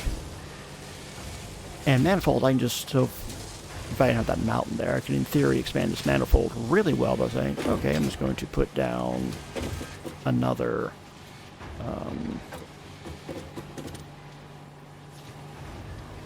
I can build another splitter machine in there, it's expanded.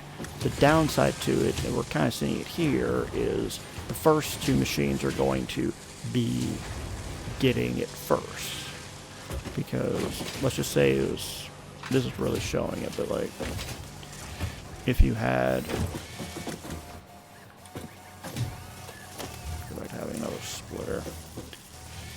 So, if it was like, okay, just, because okay, split here, move on to the next one, then another, split here, going to the next one, and then split here, go on to the next one. What you're going to have is half are going to go to this first machine, half go ahead. You go to the next one, half go to this machine, and half go there. But remember, this is only half of it, so now it's like half of that feeder belt, a fourth of this feeder belt, an eighth of this feeder belt. So when you have, let's go with 8 items coming through. Okay, so 8 items come in, 4 go here, after 4, 2 go here, 1 goes here. So if you have 8 a minute, you have 4 to the first machine, 2 to the second machine, 1 to the third machine. So you take off for the machines at the end to get full. Of course, also have a problem if there's just way too freaking many steel pipes, probably. But it's probably something of, it might kind of even itself out once the copper wire hopefully can catch up. Okay, so we debugged that. So when this is all running well, this is producing lots of stators, as I showed you. That little cart can grab a load, run over here. I think I did show you this, the motor factor, so the stators go over there. And then this is making whatever it's making. And it makes motors. And we have a cart that comes, I think the way I have it, I think this is where the problem came up. So that tractor that's giving that factory its steel pipes comes over here and picks up the motors and drops it back at this spot where it's supposed to drop it off at. Because I think that's the route that I gave it, where it's like it picks up the steel pipes from over there, drops off pipes, picks up motors, drops off the main storage, and then goes back to pick up more steel pipes and repeats and repeats and repeats. I think that's what I did, because it makes sense. No point to make a whole other vehicle just for that.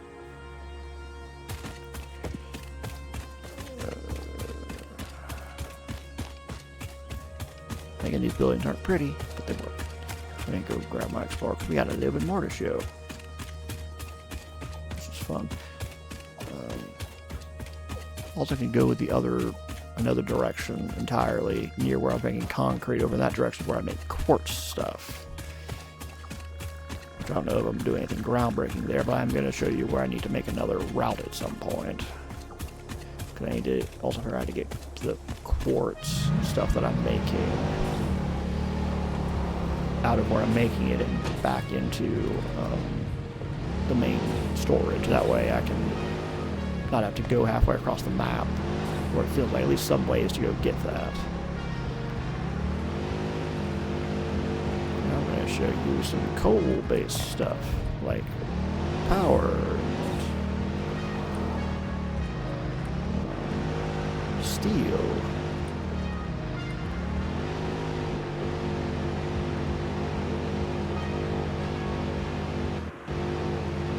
There's awesome sync up there too.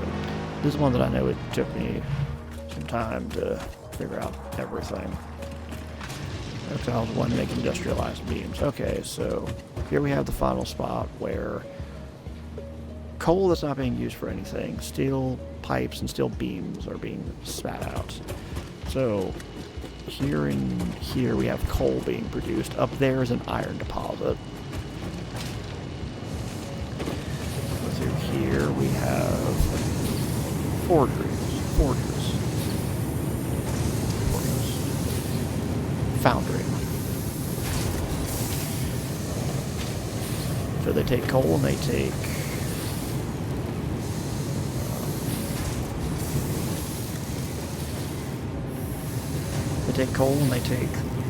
iron ore and make steel ingots. No steel ingots go to the constructors to make the pipes and the steel beams that we need for stuff.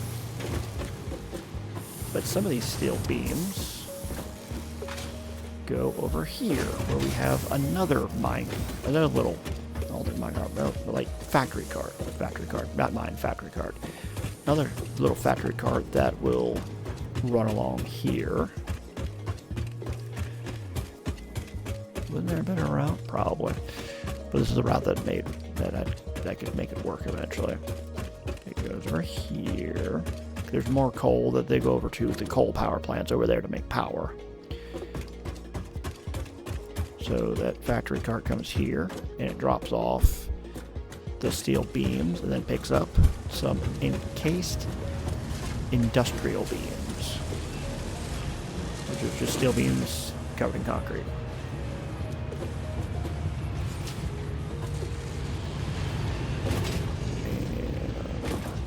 This is one that took a bit to figure out too, because I think I started having backups and things going the wrong line and all that. I think I finally fixed that. So yeah, cart will come by, drop off the steel beams, pick up the encased industrial beams. So backtrack. And I recently upgraded this refinery. Say, okay, take limestone, add water, and make a lot more concrete. think I kept this minor just to keep a nice number. Right, no, this, I know what it is now. This produces the limestone. It goes into the refinery. The refinery makes lots and lots and lots and lots of concrete. Probably way more than I freaking need. But whatever. Then over here, these assemblers take the steel beams, they take the concrete, and they put it all together. And this is an area where I, again, can demonstrate the manifold. So all the concrete comes in here. Okay, it spits out half to go in here. Goes, okay, now fourths are going in here. Okay, now we're going to get an eighth bit going in here. And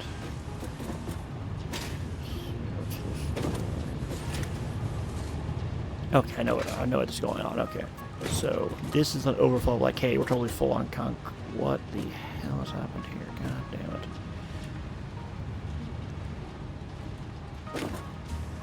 We're gonna need some more smart splitters. What should be happening is. Yeah, I need more smart splitters. Give me a moment. So what should be happening is once this overflow, so I got this, what's that trying to do? So I got an overflow line.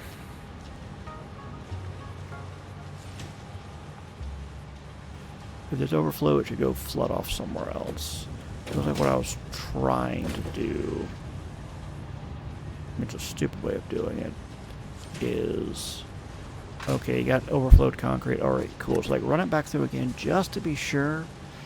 But what I probably actually need to be doing instead is I just need to be finding a way to say, like, okay, we got the excess concrete, just have it GTFO, but I don't think I can with this setup without going around my ass, get to my elbow. But I could probably try to build it that way. Let's see.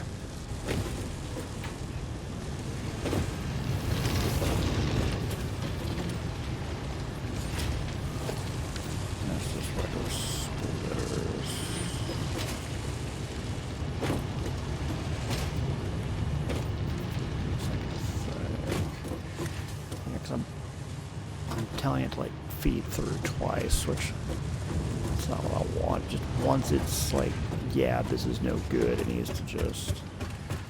Okay, I think I know what I can do to try to prevent this now. What I need to do is, yeah, I need to stop trying to feed it through twice. What was I trying to? Yeah, I don't know what I was trying to do. I think I was just trying to, like, hey, just to make absolutely sure it's like actually here's what it's supposed to, you know. This doesn't need to be going this way. What am I doing?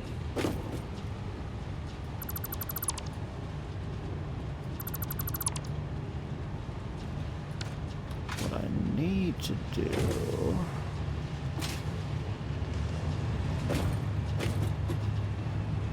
I think I knew what I was trying to do. I think I know now. I think it was trying to be of like, oh, if like the steel gets backed up or something, which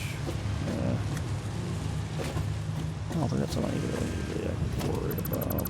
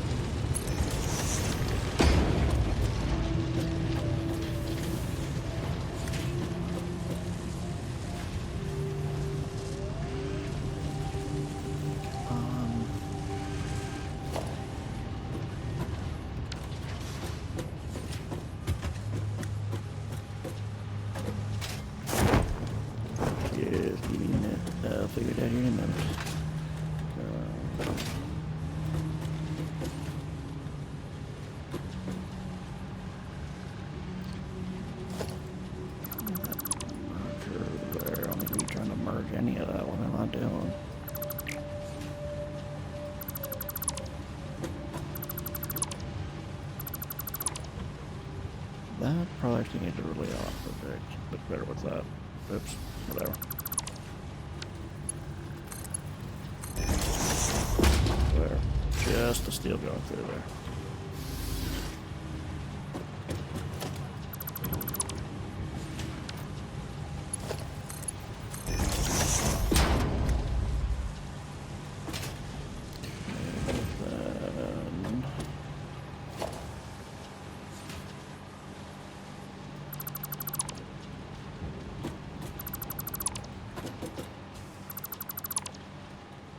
Build those stack things later.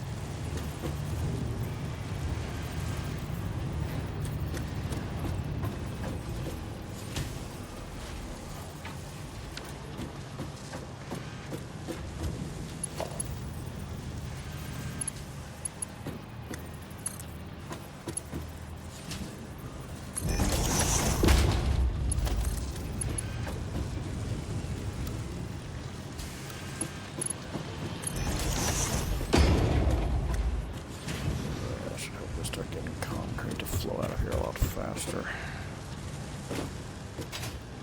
Okay, what's the problem now?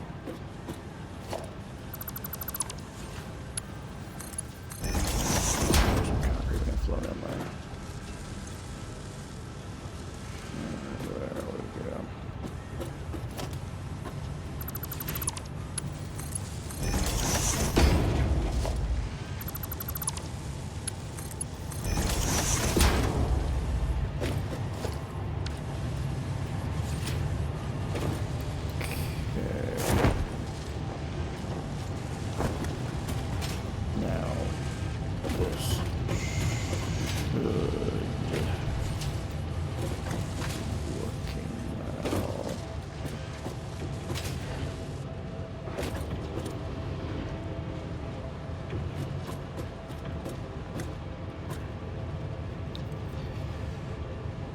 They'll probably always perpetually be full to the brim of concrete, oh well.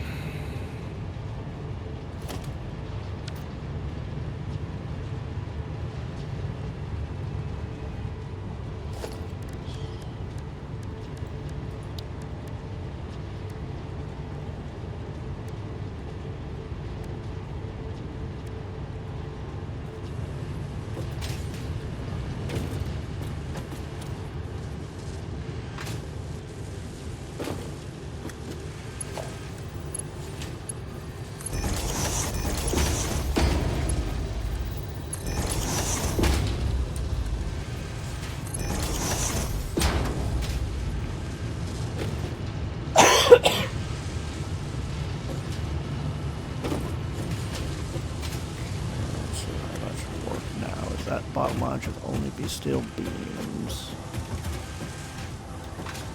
And if by chance steel beams ever do start overflowing, they'll be able to go to the awesome sink as well. Okay.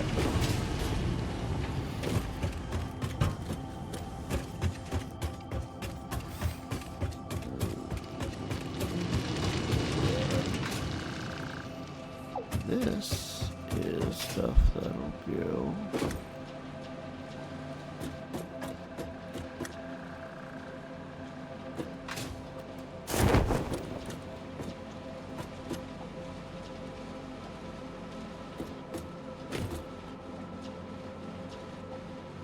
As we go to the coal power plants.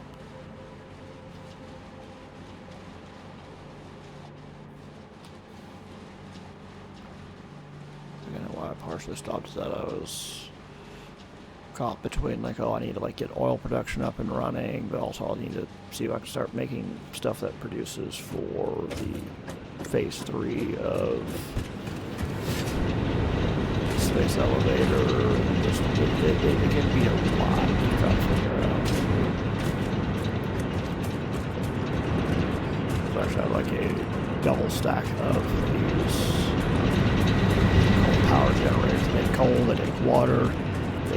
coal, they make steam, which makes power, because power turns the turbines.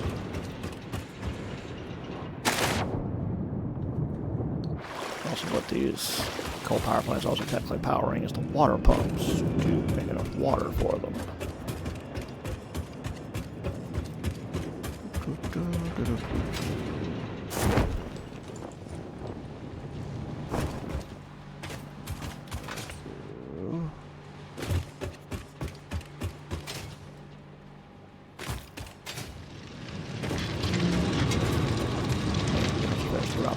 That factory cart that dropped off the steel pipes. Well, now, right there it is. It goes over here and drops off encased industrial beams. They take a ride along here.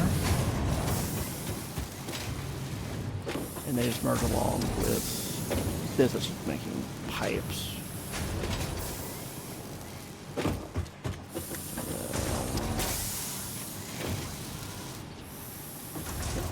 All these things that have been making stuff. Out here we'll do yeah, so the coal will go right there, and then this is going to merge coal that goes here and steel stuff that goes there. Oh no, this is a smart splitter that is going to... This is a merger, okay. So this smart splitter, okay, put coal here, put coal here, there's any overflow, put it here, and then just dump into the awesome sink. And then I had something over here that if ever it got overflowed with other stuff, then I think like this managed to overflow with product, then that belt would be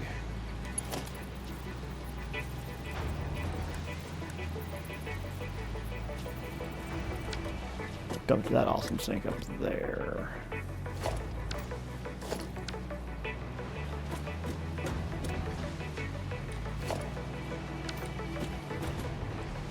See, thought I have, but apparently I just need to figure out.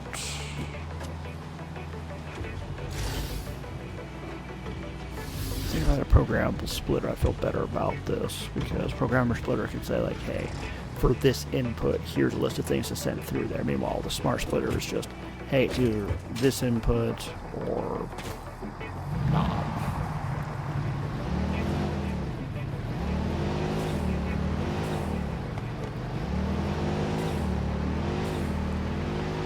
It's like, yeah, if it's like would do this, and that's all you can do for that input.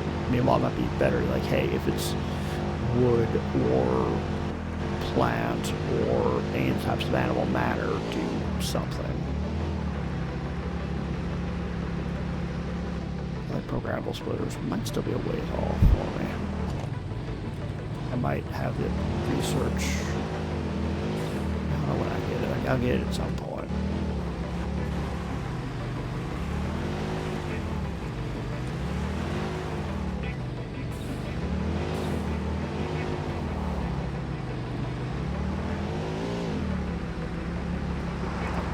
See if I can drive over to where the quartz is. I should be able to just get on the roadway I made. Rough as it might be, still roadway. Get to the street, man, get to the street. Get your dog up.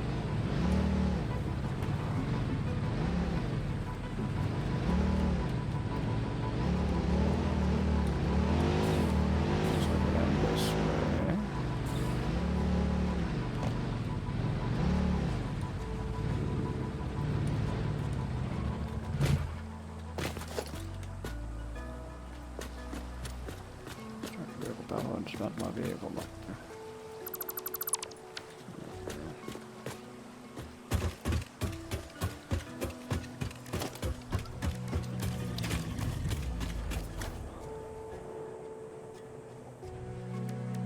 That's the pass. That's cool. And there's fluid trucks. Cool. Awesome. I got trucks. Got trucks. But I need to I'd have to rethink all of that. Explore.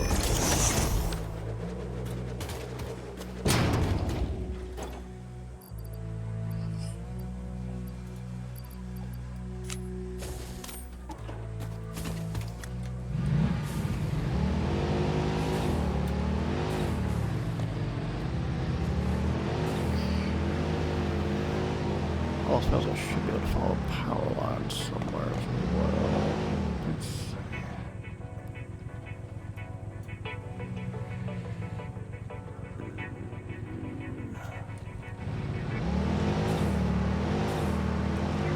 There's power lines. So at some point I need to make some kind of transport line to go through here.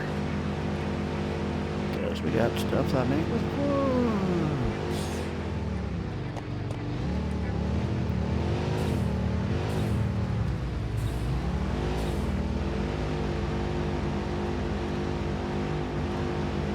What am I sitting in here if I ever need it?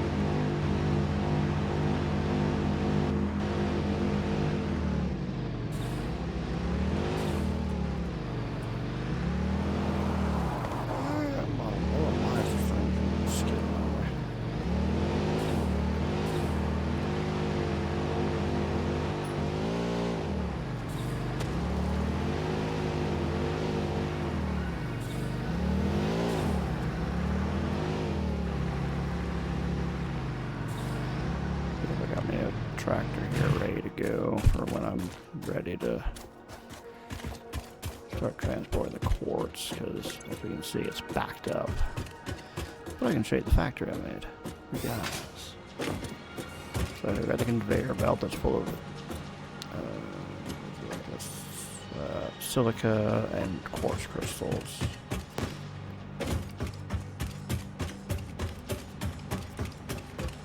This is another thing where it starts with load balancing. Okay, half of the quartz, raw quartz goes there.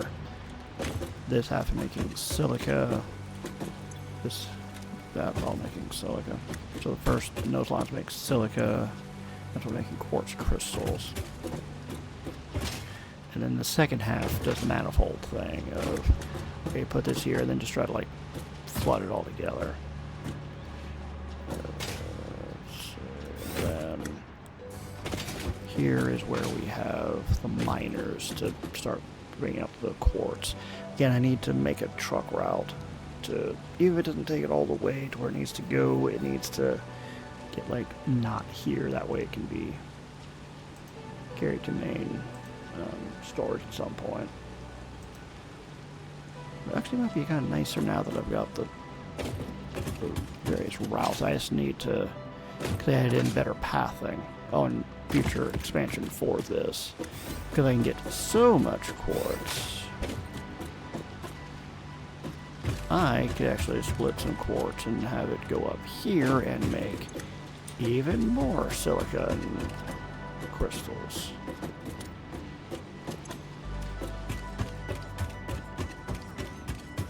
It's been a while making this building right here to put a roof on it eventually.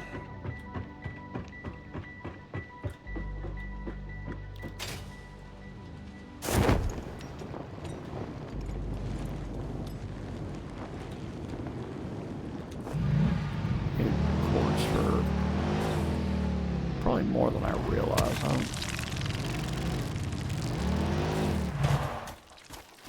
Oh, you want some? Huh? It's fine. I'll take your.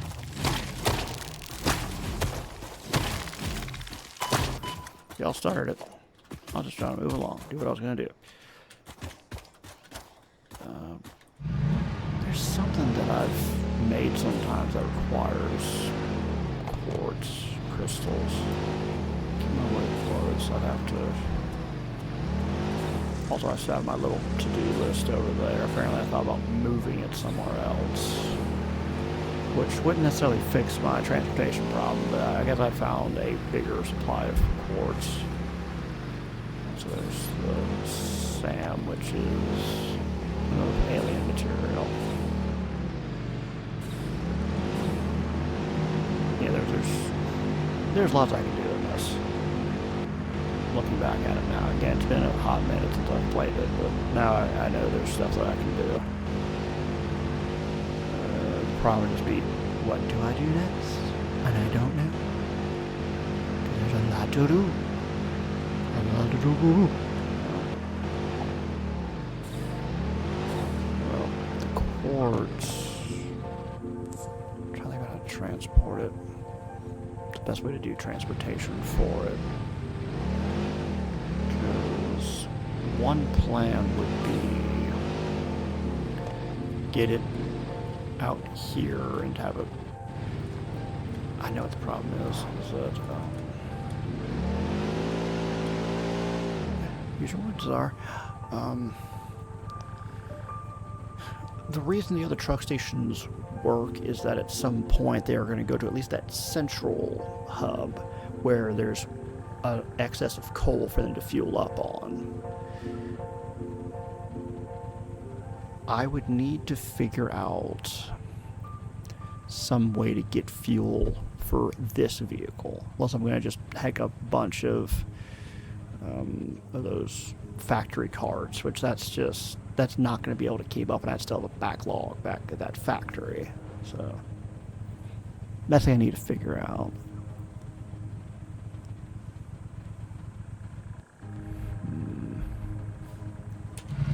Another thought I need to consider is consumption, production, capacity. And so it's going to be on my mind because every truck station is also going to require some capacity of 2190. Good lord. Apparently, I have machines that. Maybe I have some machines that are just like off right now, or I have machines that just aren't running at the moment because they're backlogged. Nothing to worry about in this game. You have to worry about having enough power for everything. I do have that area where I found some coal near some water, which I can help spike production by a lot. I forgot how much I calculated it would be. It would. I mean, I'm pretty sure it may have been that second area of coal would probably. I think I calculated where potentially would be enough to probably power everything that I'm running now all by itself.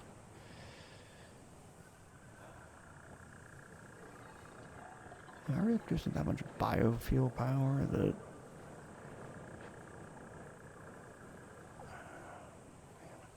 I think the biofuel is probably just sitting there, not doing anything, 'cause it's not needed sometimes.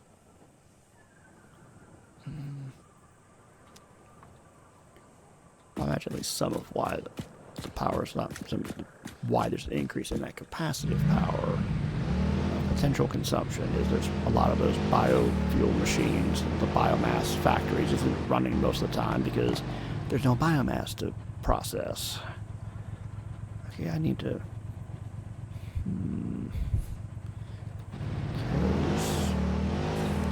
a solution. That wouldn't be a solution. I was gonna say a solution would be like, oh, I have like a truck that like brings coal, but no, wait, that one's powered by coal. I need to find a way to get coal over there, and I don't know a not overly complex system for that. But I need to get the quartz out of there. Because what I could do...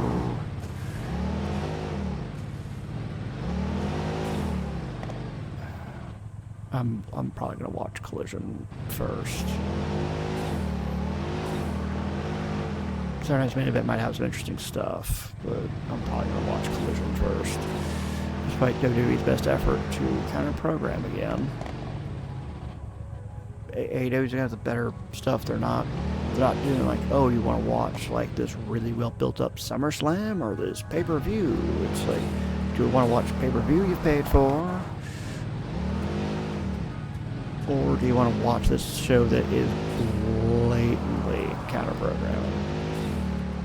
They're trying to do that with, I think, All Out. They're like, oh, look at this. We have, I think it's at least a AAA show and maybe an NXT show or the same day as AEW's All Out.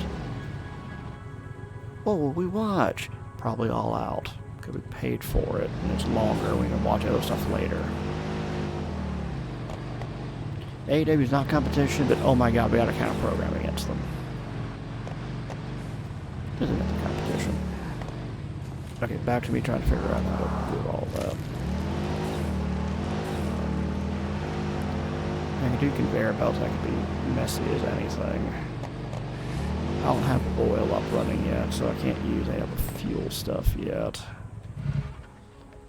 Yeah, I'm not burning up biomass. Yeah, I'm probably watching Collision first. Sorry, it's maybe I can catch later. Because it's I'm not gonna say nothing's gonna happen in Saturday night's main event, but it's probably gonna be a thing of it's like, oh cool, you're just stalling until SummerSlam. But speaking of SummerSlam, I think at SummerSlam having a ladder match to determine who's she's gonna be the women's champion because Rhea's injury is a bit more. They just don't know when she's coming back. So it's like, okay, we're gonna just strip her. Not me, strip her. Like, okay, we're gonna have an interim champion when Rhea comes back. Hey, we have a matchup ready to go to determine who's the real women's champion. Yeah, see, I have a recipe actually for 24 coal power generators. My God, that could use a lot of power. But I also remember doing the calculation. It's like the power to run the water pumps for the 24 coal power generators. One coal power generator essentially is just dedicated to the water pumps. So it's more like 23 coal power plants worth of power, but whatever. And also do the thing with the extractors and all that, but yeah, just like there's like one or two at the coal power plants that you just power it all running. But anyway, so we're gonna have a ladder match to predict for SummerSlam. I don't want to build a bunch of conveyor belts. That's just gonna be messy. And then once I get it here, then what do I do?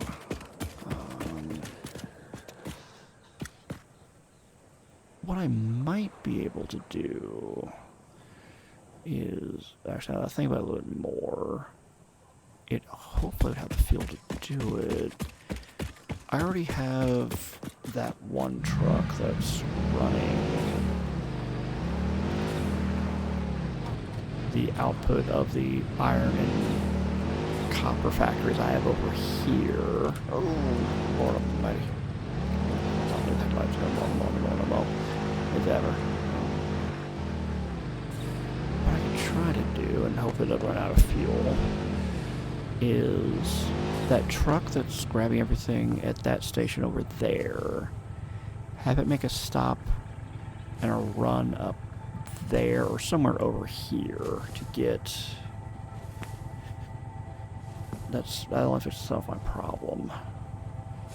I still need to get the quartz out, but theoretically, if I make enough factory carts, maybe I'm only running a stack at a time. This is still backed up.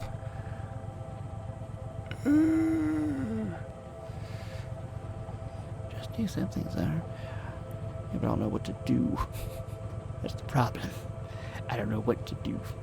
It's a massive undertaking no matter what I do. There's going to be a massive problem no matter what I do.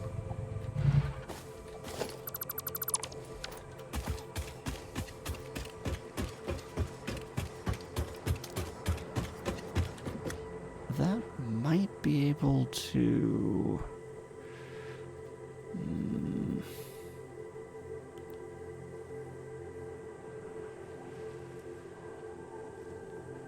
There might be enough fuel in one of those tractors to go from, just to make a whole circuit from central storage to get the quartz, and then over there and back, maybe.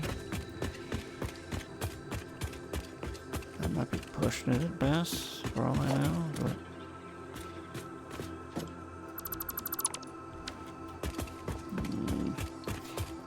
Let me see. I know where I can get a tractor to try this. Do I have coal on me? Because I need to see if the coal can do it. No, I desperately need to dump some stuff. Probably do an awesome sink. I probably got enough of everything. So let me... I already got a tractor sitting over at the quartz factory. Oh Lord, that is the time. I probably need to actually pause for a minute and go feed Olive.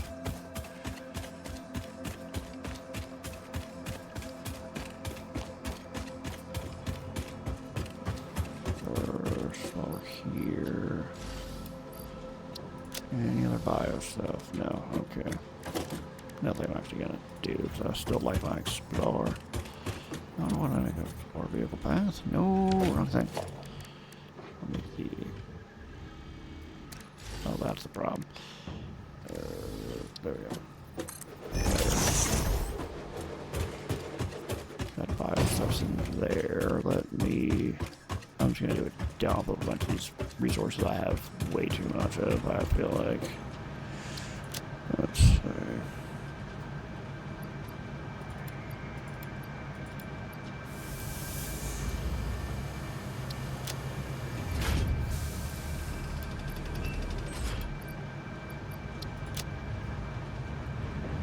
Am I possibly gonna have a problem if I need to do stuff later? Yes, but I also know that again I'm making like 5 million of everything, so I've got either plenty of it or plenty of ways to make plenty of whatever it is. So I know I'm making into like again plenty of cable, plenty of copper wire, plenty of. Just we go to the central storage, there's some containers that are just stuffed to the max, and they're just getting rid of everything because just it doesn't need no more. And I'm going to need a lot of like the cables at some point, but I don't need it right now, and I can just grab more of it later on.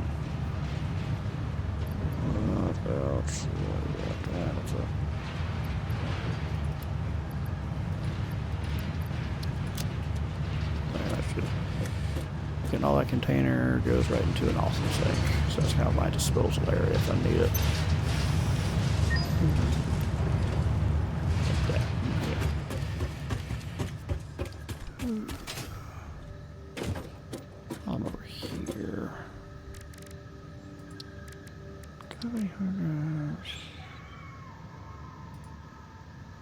Yeah, I don't have a hard drive on me. That's what I figured. I could probably finish this off if I had. I don't think I can make. I can't make high-speed connectors. That's why that's stopped there. I need to mine Sam. Yeah, I need high-speed connectors. You just sit down and just. I could probably research these. I just need to get the materials together for it. Don't have that middle thing. There's the priority. I think the first thing over here, there's the priority merger. Maybe. No, it was a priority merger. There's the priority merger. Figure it out later. Radio signal scanning. Radar technology. Ooh, so far.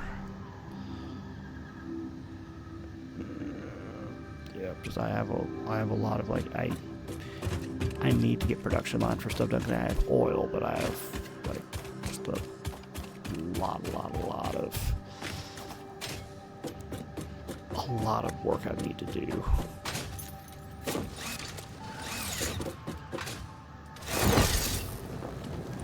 No.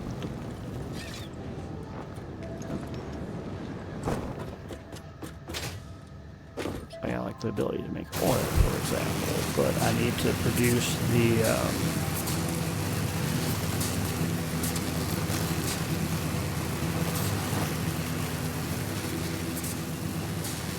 I need to make the transportation network to get the oil stuff from where the oil stuff's being made to my central storage.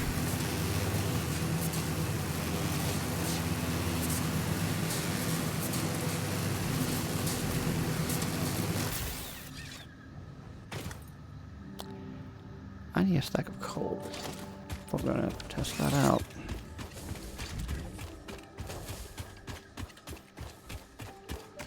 Find the gravity. I totally forgot. Cause I was a big dumb idiot apparently. Oops.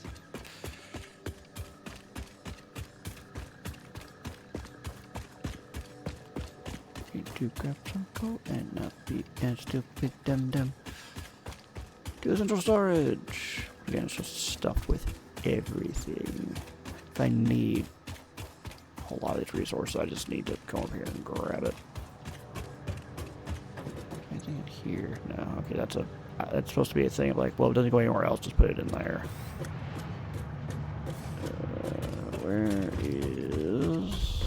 Where'd be the coal? Because I know I've probably dumped a whole bunch in here. Here we are. I'll do that. Because, well, actually, let me take 2. It takes 2.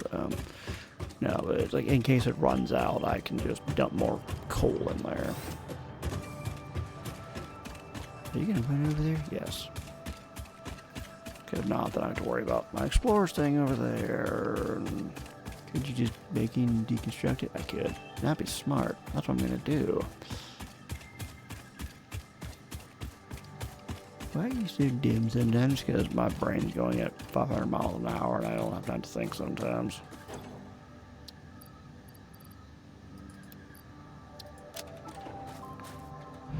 We're gonna drive over there.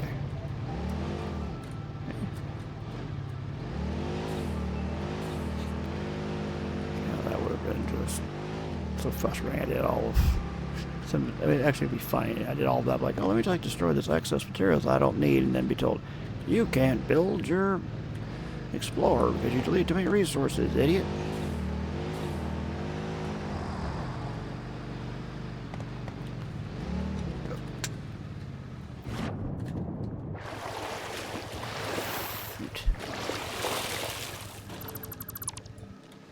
I was fearful it was going to go into the water. I didn't expect to ever.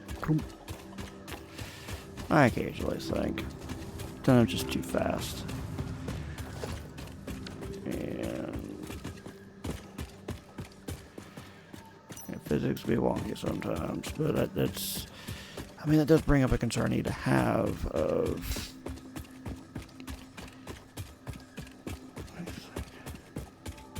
I'm trying to think through my test. See, I'm having 2 or 3 thoughts at once. I need to think. I need to focus.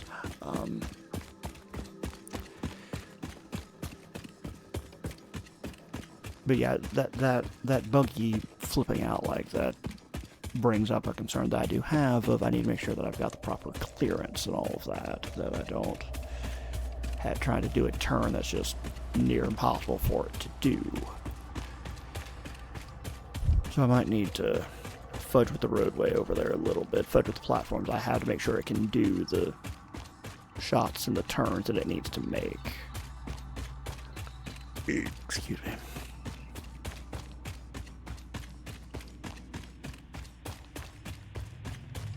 I'll get there eventually, I promise.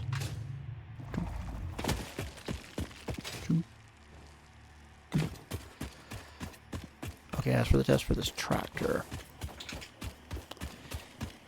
I need to get to...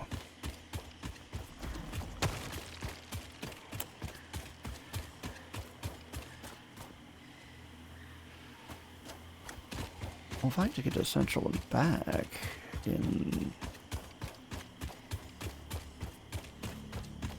I don't... Yeah, I could just have that one... Because I was thinking about...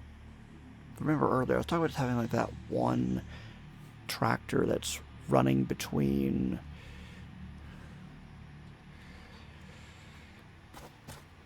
Yeah, maybe they need to fix the traction on it, I don't know. But,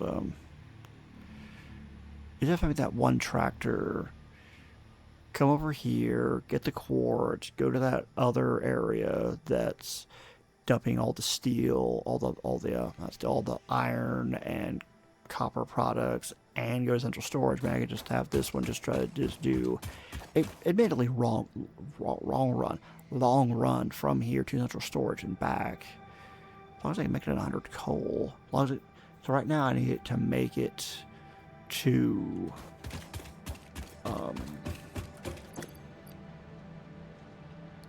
I need to make it to central storage in 50 coal, which will be a good first test.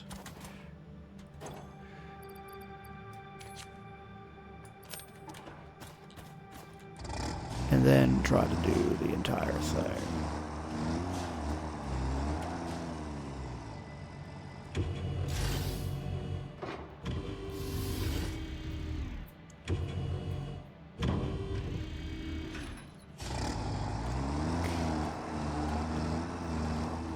bit of a test run.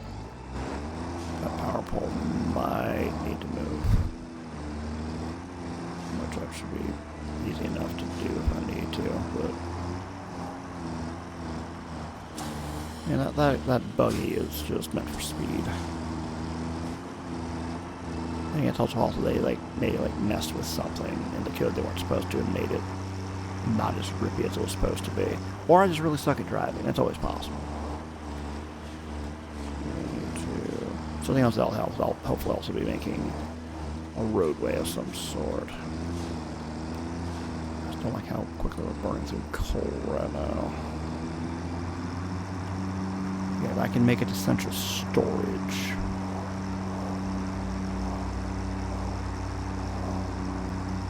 In less than 50, that's going to be a good initial sign. Good lord, I ran over something.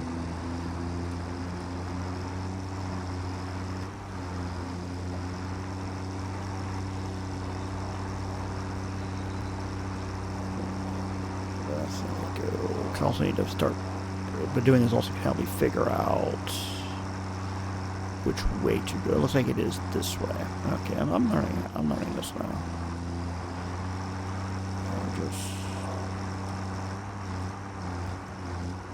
I do know the problem I need to think about in the future might be, am I producing enough coal to fuel all vehicles? Oh, I should be able to make it in 50, no problem. Again, I just need to, I'm going to need to make some roadways.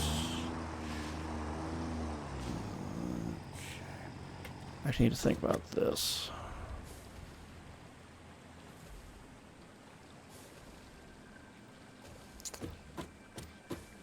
I should be able to make it at least, but I do need to consider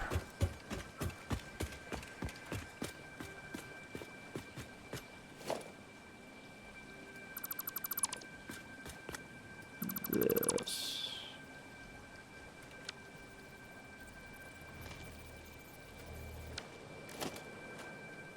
Actually, I'll just do this momentarily.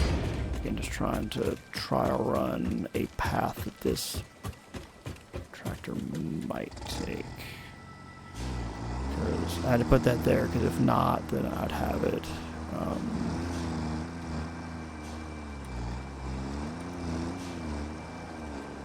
Having to run all the way around to just do this.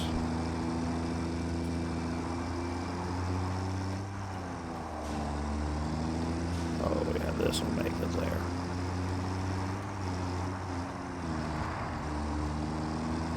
These are probably technically an even better way to do it, probably, but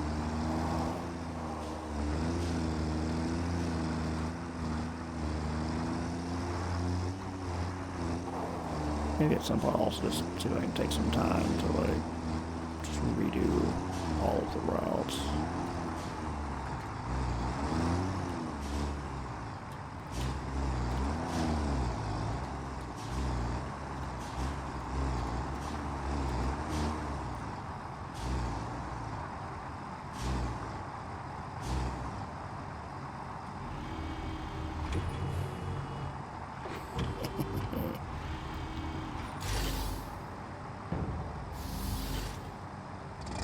And it's refueled.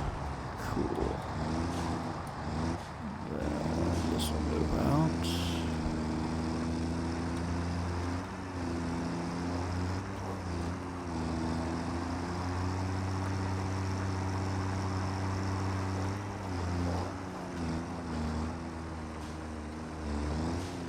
I feel like I cut down these trees already.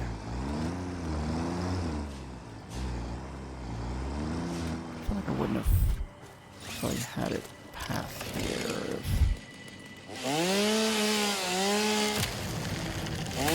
trees were in the way.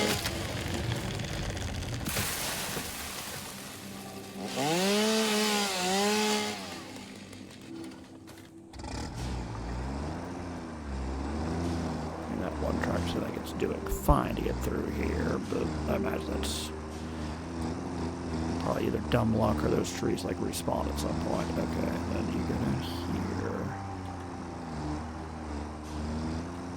And this is a weird turnaround. blame that buggy for flipping out over this.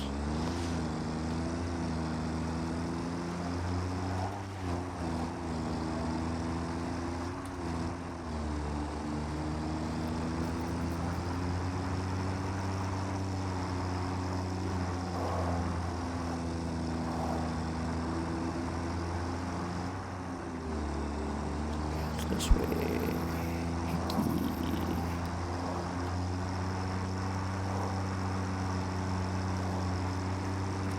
Well, I'd also say that that this graphics card does seem like it is doing well.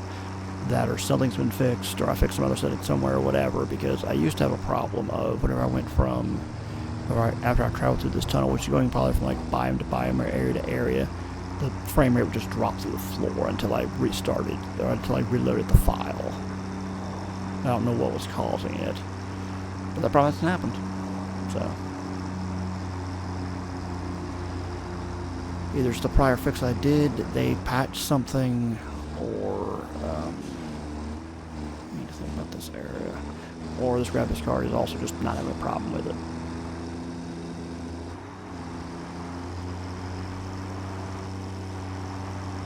I'm going to do a full trial run now, to help me remember the route a little bit better.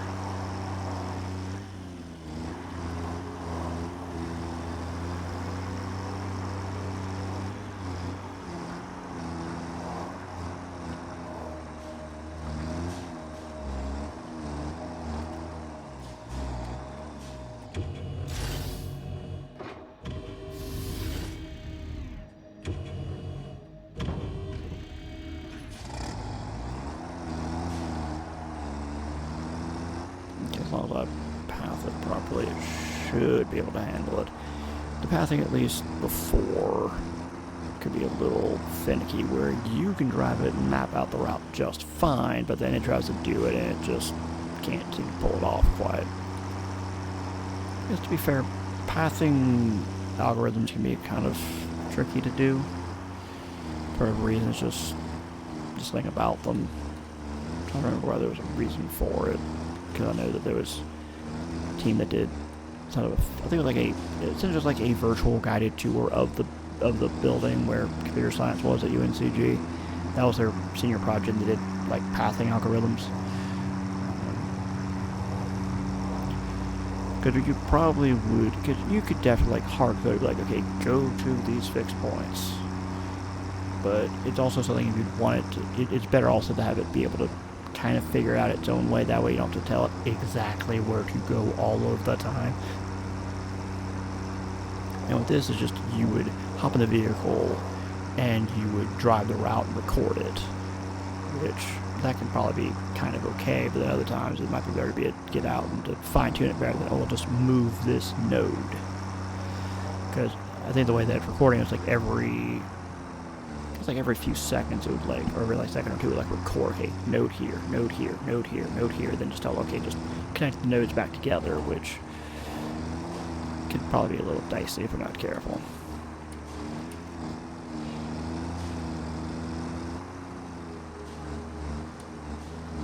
So at least you can have to like draw a route now.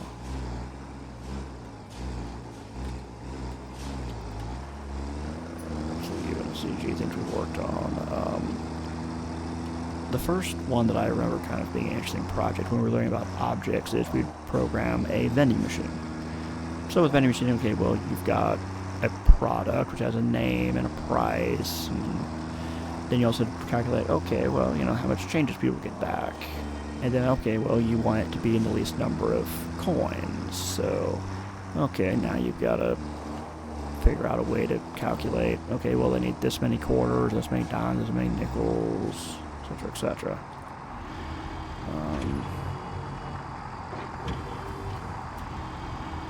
I know that in an elective I had, we were having to figure out, okay, the city wants to build enough fire stations to reach 80% of all instances of all incidents in under 5 minutes. And it's something that could sound simple enough. Like, oh, well, I found a solution. It's like, well, I mean, yeah, maybe those 5 fire stations is the minimum number, but is it really the most efficient? And that would qualify under a collection of programs called NP, or of problems called NP complete problems, where it's really easy to describe what the problem is, but it seems like it's impossible to, I'm trying to remember the exact phrasing of it. You don't have a really efficient way to solve the problem. The first example of NP complete problem we learned about was the bin packing problem. Of, okay, you need to pack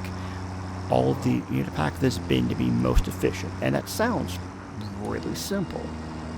But what we might find is like, oh, there's actually like 5 ways you could pack this bin, and you just don't know up front which one's actually most efficient until you try all 5 of them.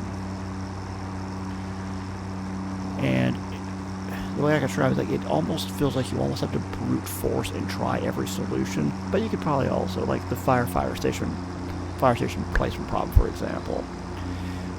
I would be able to say, okay, well, if I assume best case scenario that, because the way you'd solve it is there's something called a graph. So you'd have like nodes and then edges that connect them together.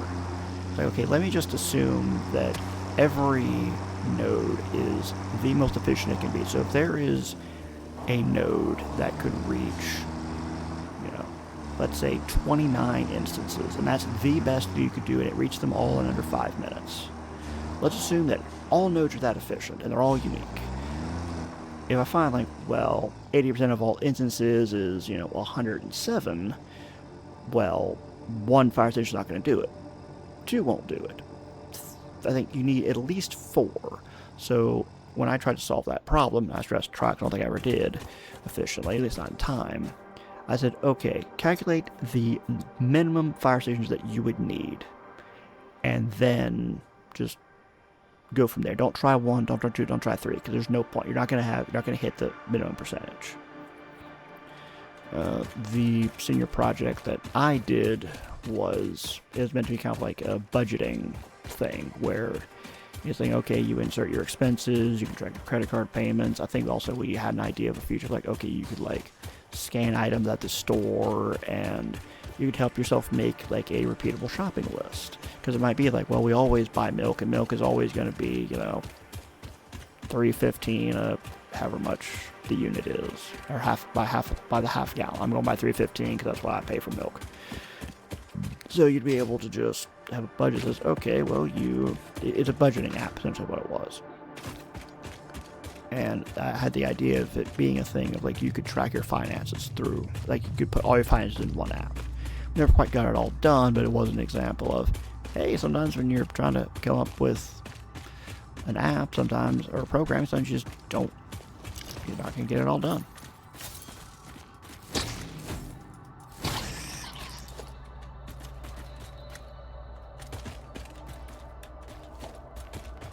It's a good example of like, hey, sometimes you say you're going to do X, Y, Z, and you find like, well, we actually ran out of time because this thing was too complicated.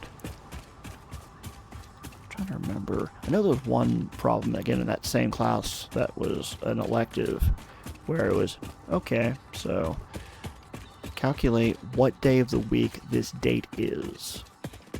And the trick about it was, there was a certain point where we started using a certain calendar. Looks like sometime in 1753 we started using the calendar that we use today.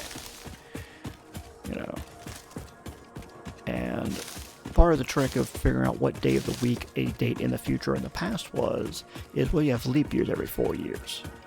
Except if the year is divisible by 100 but not 400. So like the year 2000, that was a leap year. February 29th was a day on the calendar.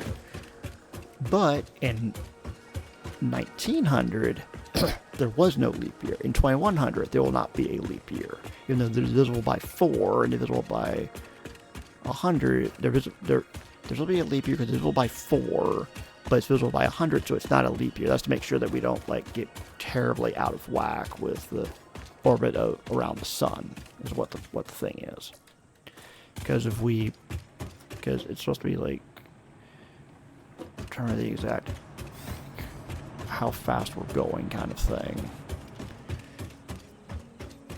We had to put in a leap year because we don't orbit the sun in exactly 365 days. It's close to like 365 days and a quarter. Roughly. It's not exactly that, but it's roughly that. So that's why we have the leap year. But again, every 100 years, except for the years divisible by 400, are not leap years. So that was the trick. And something with that is, there was a point where I said, where I was able to account for 1800 and 1900 very specifically by saying, okay, well, if the year difference is like 47 or 147, it's not a leap year, which I probably could have gone back and just said, like, hey, if the year is divisible by 100 but not 400, it's not a leap year kind of thing. I forgot that logic I did to account for divisible by 100 but not 400. It might have been simply a thing like divisible by 4 and by 100 but not by 4. Or if I said it's divisible by 4 but not 400. That should cover it. Yeah, that would cover it, because divisible by 4 but not by 400 would imply that it's also divisible by 100. Wait, no. No, you had to physically call out 100. Because 2008 was a leap year. It's not divisible by 400, but it was a leap year. Then there was also a textbook example of greedy algorithm, or greedy algorithm, where it's been a while since I've looked at it, but essentially greedy algorithm was like a good name for it. And the problem was to say, like, okay, you need to have, there's a dad who has a spoiled kid and he wants to get his kid one more gift than last year. He doesn't want to spend more. So how do you you have to calculate, okay, how many gifts can he get, for what cost, what gifts, and all of that.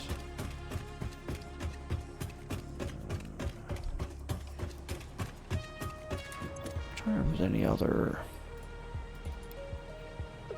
things in college that were fascinating to work on.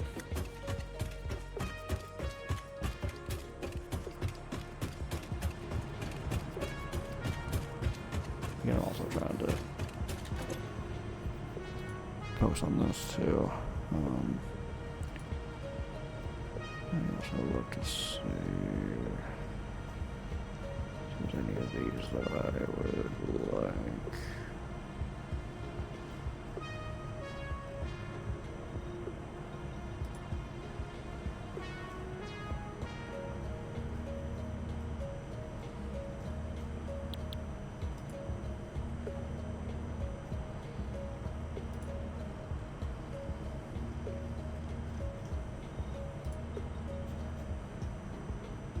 Ooh, elevators, right, quick elevators.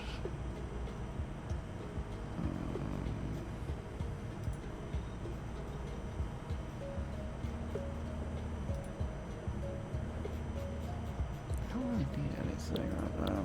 I'm good with what I got. What the hell's that me from grabbing the ticket from the awesome sink?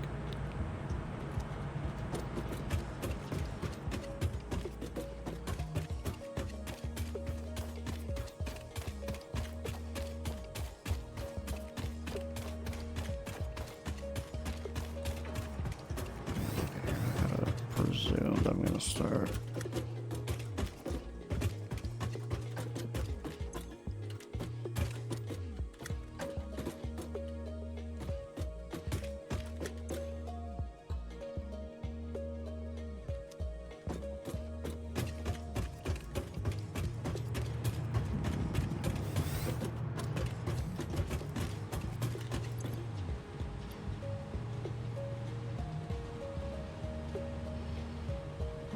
Filling up.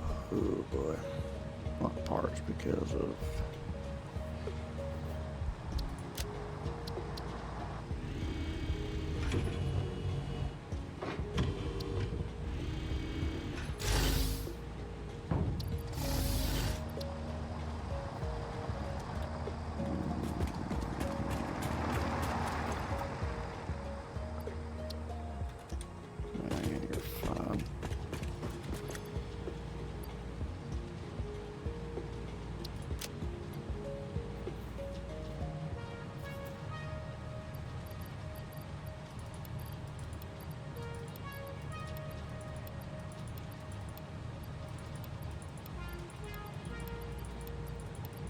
need to do this because I need to account for the fact that at some point the quartz stuff would be flowing through here more naturally.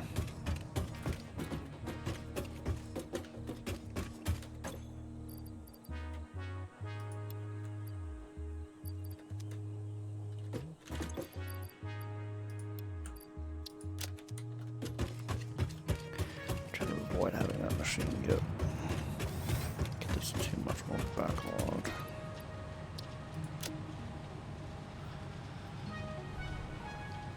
I'm probably gonna have a problem of the quartz stuff overflowing for a while. I also need to account for coal needing to go through, because if I get the coal get too backlogged, then all the trucks will stop. They don't have any fuel. That would be a massive problem.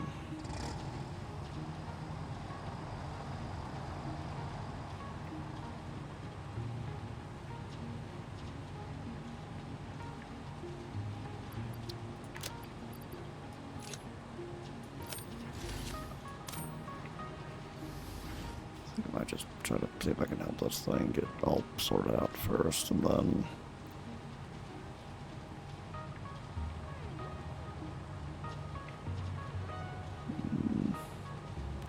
so I'm trying to figure out what to do, because collision's going to be coming on in about an hour. I need to see if I can try to eat dinner.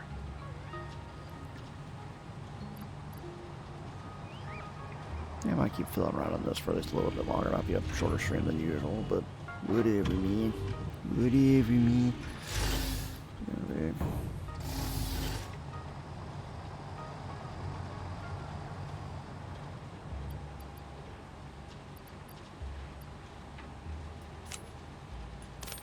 Just doing this to try to help it, and again, I can also probably just do that. Get all of the, just like force it. I know I'm gonna have this problem again once I do get the, once I get the truck rolling over here. I'm gonna have that problem of it's gonna back all up again because that truck keeps being absolutely full every time. So that's what the problem is that I've never had it coming over here. So the full number of stacks that the tractor can carry, and doesn't make me think about just like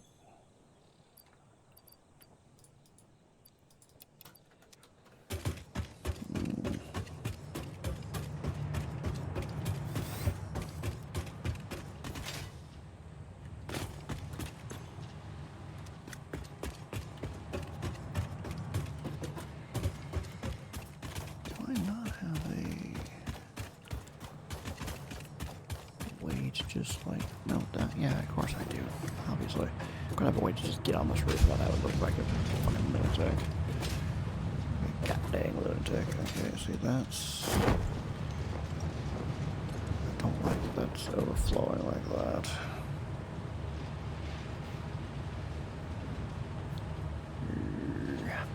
It's making me worried that when the screws do get backed up, they're gonna cause other stuff to also potentially get just like inadvertently yoinked out, which I don't want.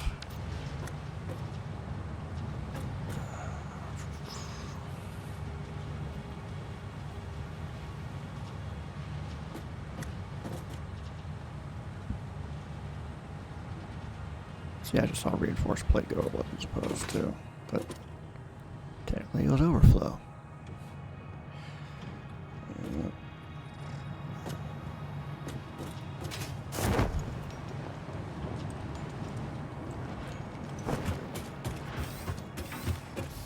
Sack of screws is 500. So if screws start causing an overflow, then we have a big problem.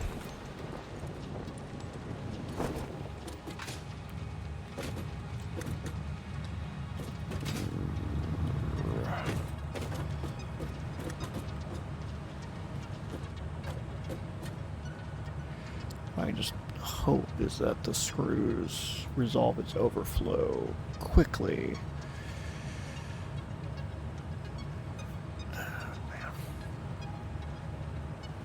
just feel like I need to figure out a solution just for the screws, because I don't use this many screws, usually.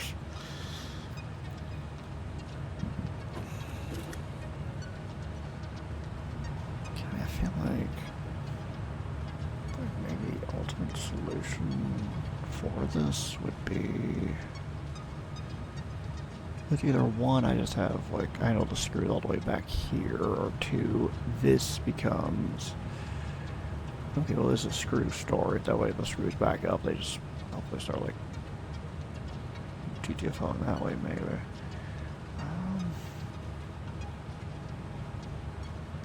I have a smart splitter, or the program splitter, what does that do? Sometimes you need a lot of them. I think it's just like, screws are small, so it's easy to justify it's like a 500. You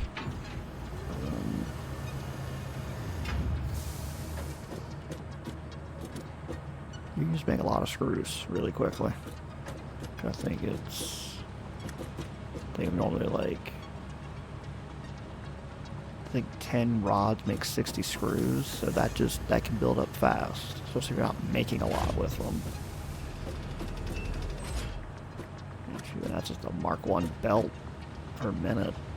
Because Mark 1 moves at 60 units a minute, so you can make a lot of frickin' screws. That's the point.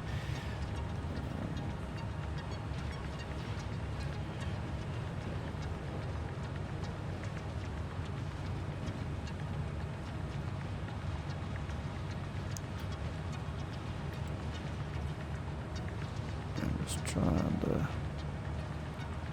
just trying to do quality control, make sure this is all working like it's supposed to. I think it is.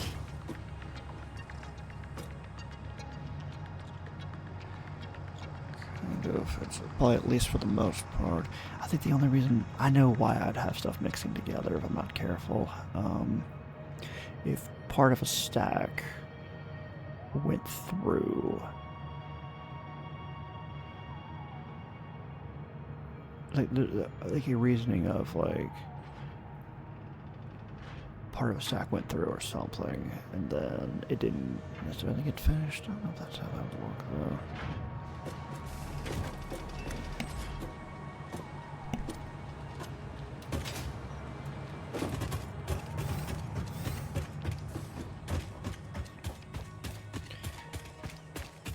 If I'd probably do. I know that some people, they have their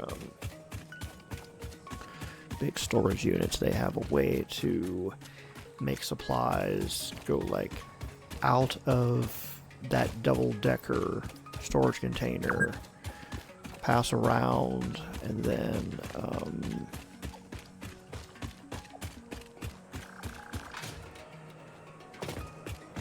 they like have it like go out of the output of that double-decker container, flow in view, and then go back through an input. So it can kind of like show something like just in motion constantly, which is kind of neat. Because there are two outputs there.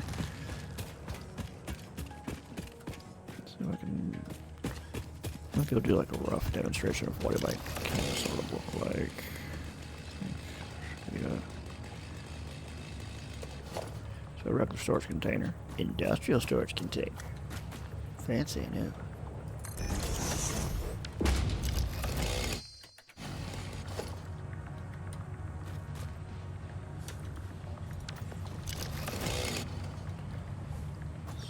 So, how it would potentially look is, here are my inputs.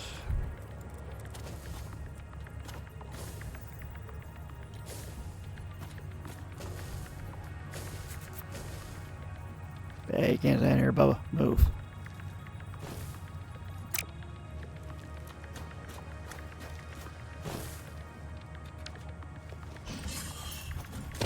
Move.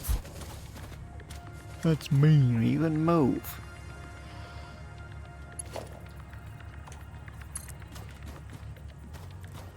Trying to demonstrate something. Crap, flab it.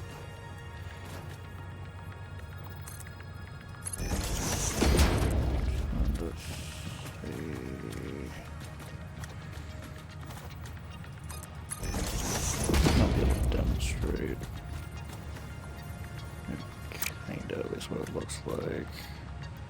I think usually they probably have like floor above and floor below to like really demonstrate what it would look like, but you don't like that design because you are a raging bung-ho, apparently. Alright.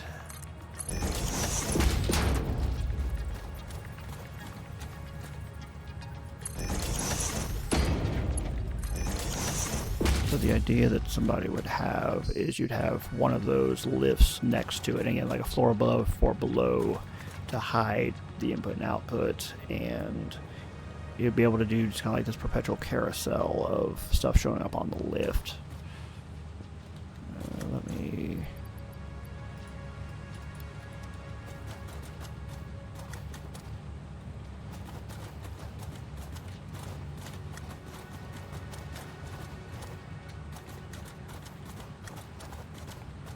So you'd walk by one of those containers and you just see a lot of this lift just like having stuff like flowing by. It's almost like a waterfall of whatever resource it is, which is kind of neat.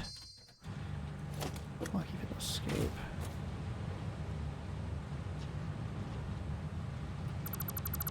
Got a way to escape doing what I'm doing. That's a dumb joke. I don't care it's my joke. I'll laugh at it because it was funny, dagnabbit.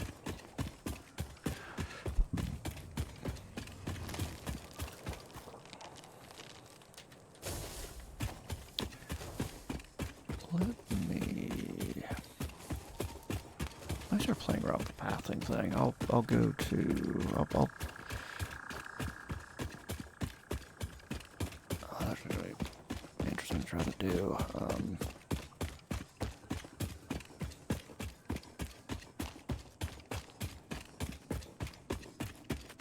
I will.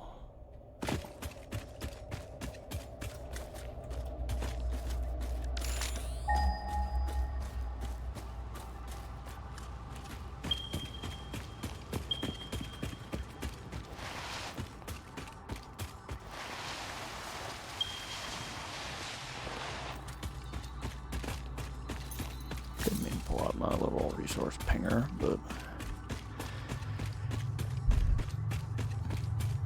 I'll do this a little bit longer. Maybe I'll stop at about 7:30. Presuming that I don't completely miss that time, which are good, because this game can suck you in. I still need to roughly plot out. There's a couple of points during this route that I still need to figure out, but let me at least try out this new pathing.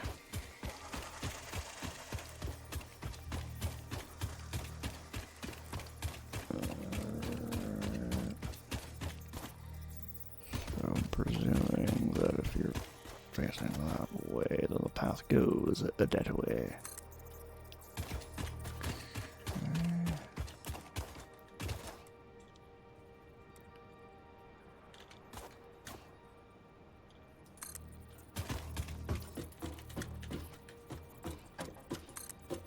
Okay.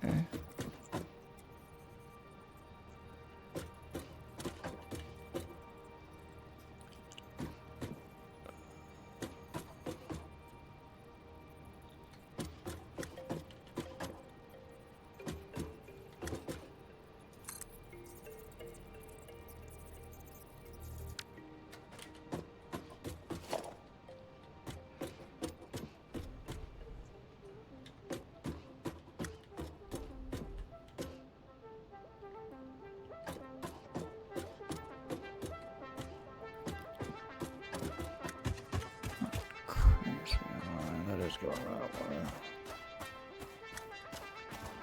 Yes. Okay.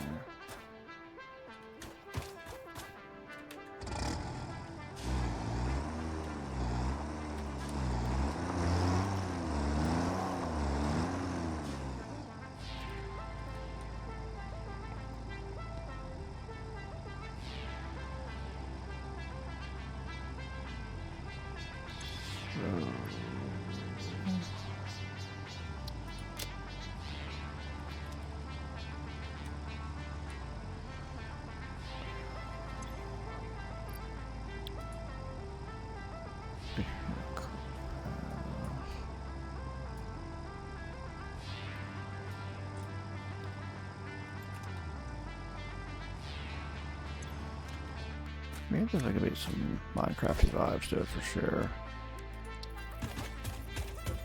Let me...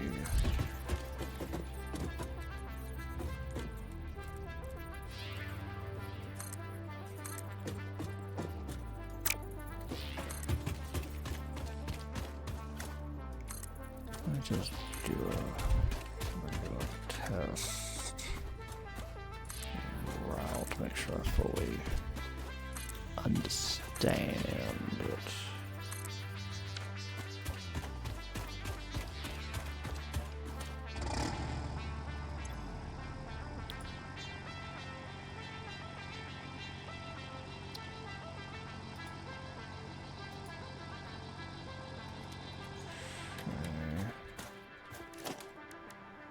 Slowly down the path, but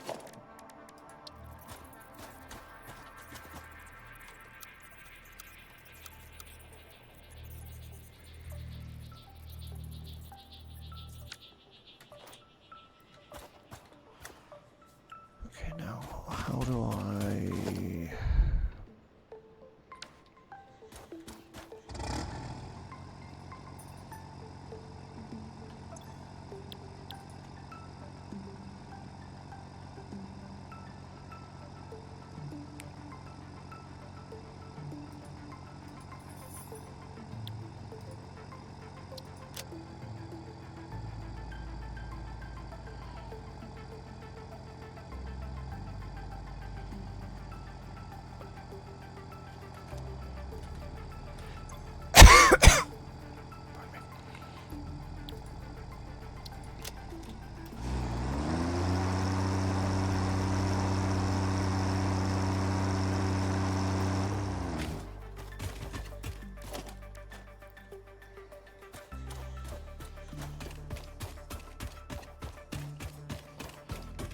Yeah, that has some very Minecrafty vibes for sure.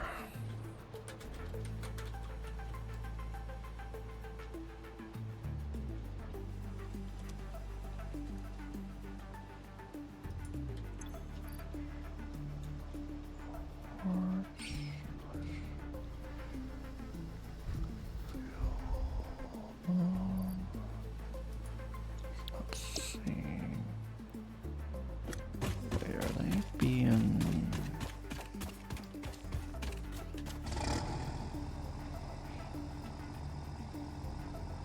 Mr. Mining game.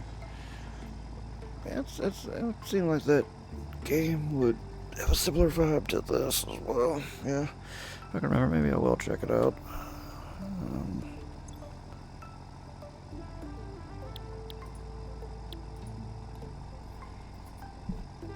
Missing paths.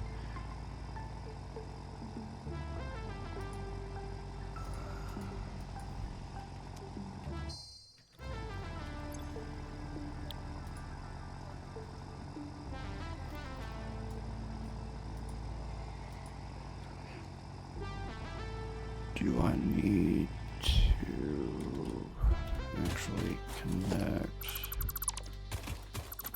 two routes together?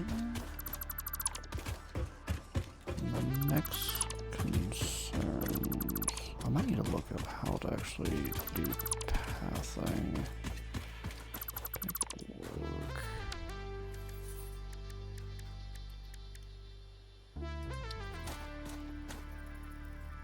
Yeah, truck overkill. If I use truck for some areas, but I don't need it. These tractors are working just fine for me. I'm trying to move like a bunch of stuff. I could definitely with a truck, but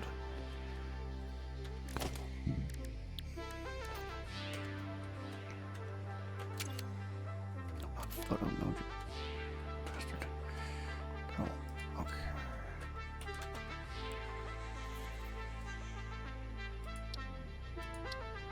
Vehicle paths to find routes vehicles can drive on to automatically transfer resources across vehicle stations. So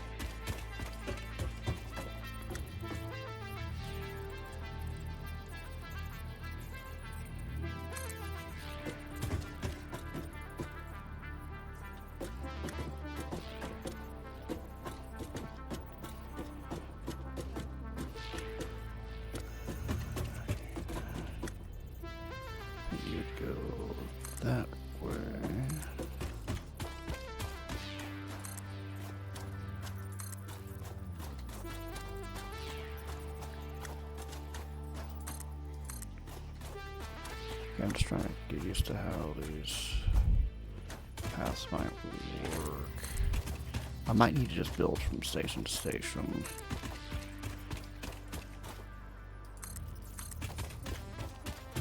Just so okay.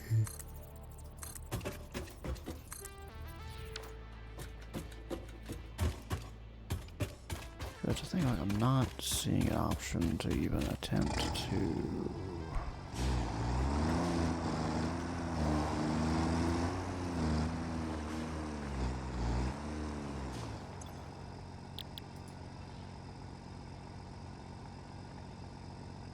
There we are. Okay.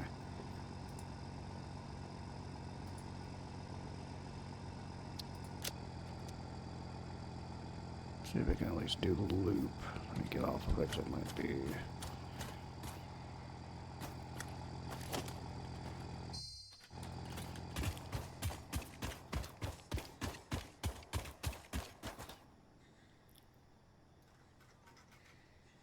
What? Too few stations. Okay, so it's not going to do a volley then. Okay. Alright, I think I know what to do then.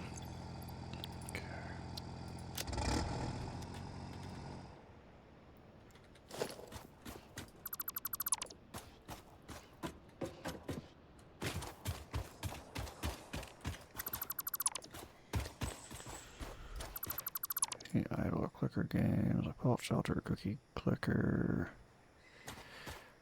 I might obsess over games like Fallout Shelter or Cookie Clicker for a bit, but I think I'm just too ADHD to stick with a game sometimes, regardless of it being a clicker game or whatever.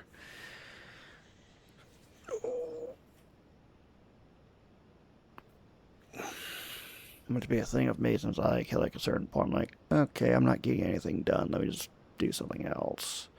Which I can have a problem of with this game, where I just spend forever a day trying to do something, and then I just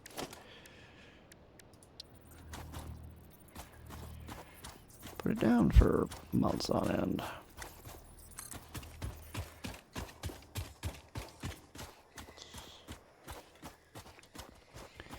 Is there a certain... I'll just do this for... Okay, now it's too long. Okay, I'd say. Yeah, this is a far better way to do it, because before you're driving, and as you're driving, you are having to make sure you knew where the heck you were going. And if not, then you have to go back later on and just, like, remove and undo nodes that you didn't mean to put.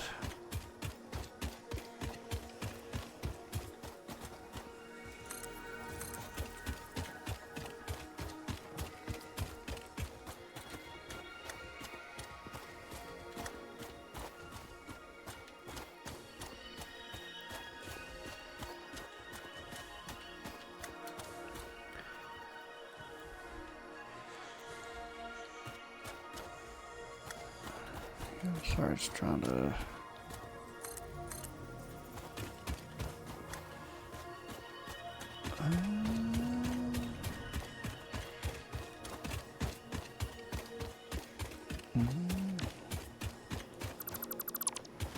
Let me try replacing that one path. Looks like I could just probably also like...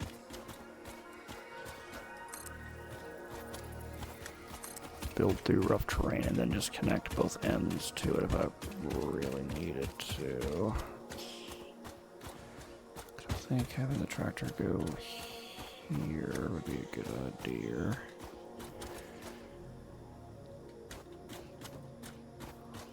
Fully put that there, and then hopefully it can handle that rocky terrain.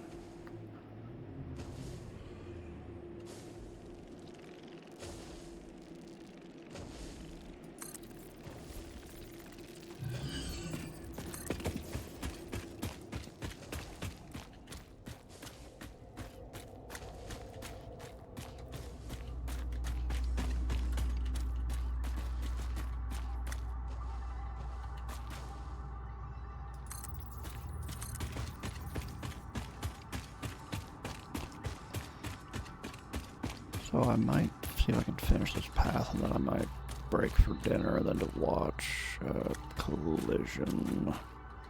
I'll at least get the path laid out, and then I'll worry about testing it another time.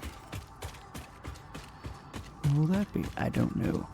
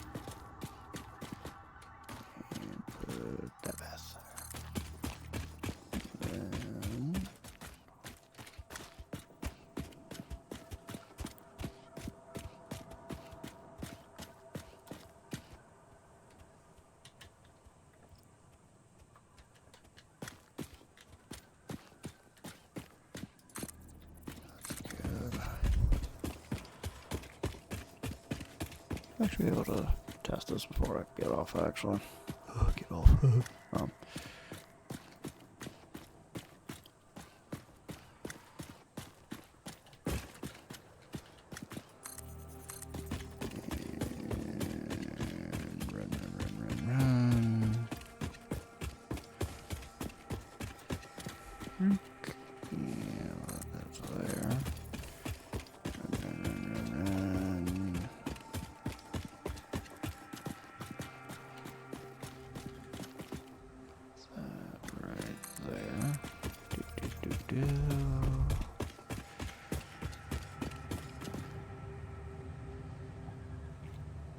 After this update, I have no idea.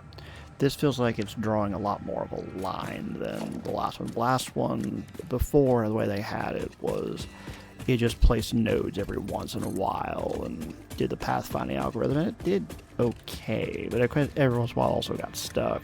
But that's when you'd have it. So I think the way that this programming worked is if you're watching it, you could see it screwing up, but if you're like far, far away from it, I won't say it like teleported them, but it was just like it seemed like kind of like despawned the vehicle and was like, okay, they're just gonna like move. We're gonna simulate them moving, let them actually moving. That way they don't actually hit rocks or whatever. But this pathfinding that's in this, because this is an update that they did while I wasn't playing, so hopefully it's better. This seems like it's drawing a line, so it's like this is where you go instead of telling it to go from node to node to node and hope it didn't screw up. It might be a thing of like, oh yeah, you drove it, but it still doesn't quite know what to do. So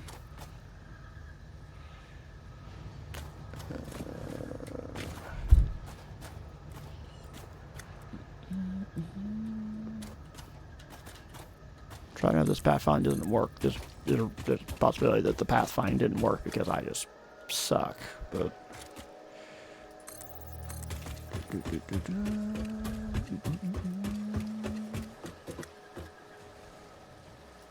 this is where it might get a little tricky.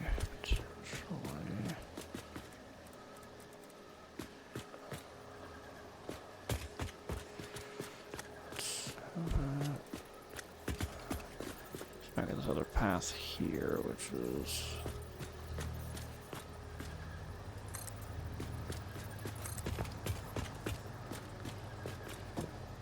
looks like it's kind of helping me along pretty good.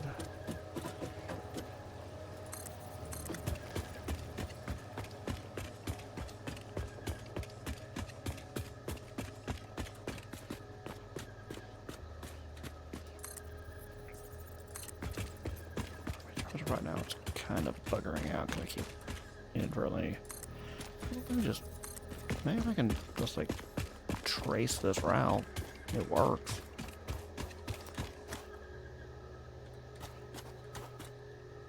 this route we're currently tracking is one that the old way of doing it is you would drive it and it would just record you. They got updated a few months. Like I knew when it got updated. I just hadn't played it. It got updated earlier this year, maybe a month or two ago. I don't remember like when it was. I know I haven't played it for long stretches of time. So I follow the studio on like YouTube. So I saw them announce when it came out, and I also watch people that play the game, and I know there's a few people that are already giving tips for, you know, how to better use the pathing and all that. So,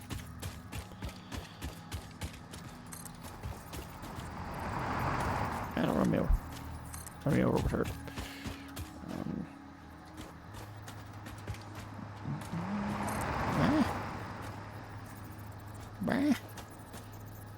Trying to kill me. Please don't kill me. It hurts.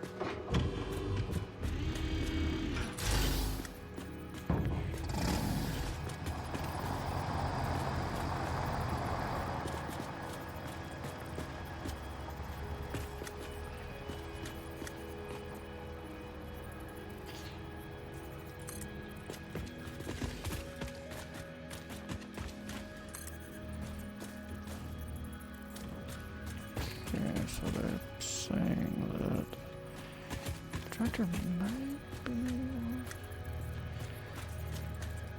I know it's been a few months. I think I probably just check those save files. I think the one save file I first jumped into was probably back in February. Maybe.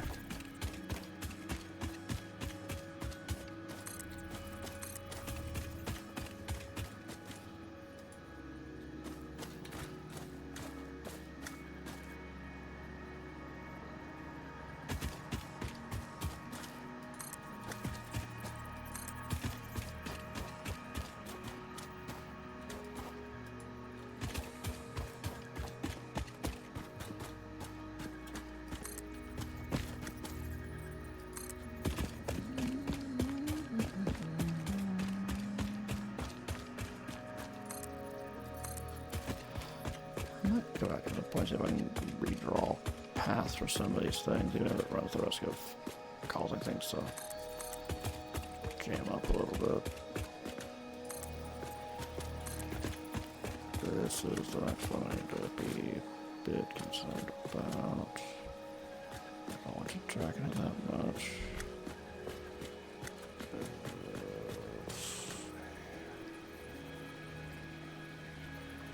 This is where I might need to start thinking about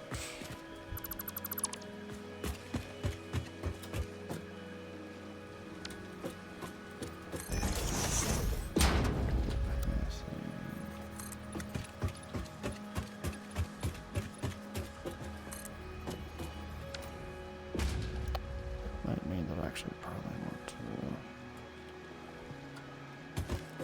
whatever.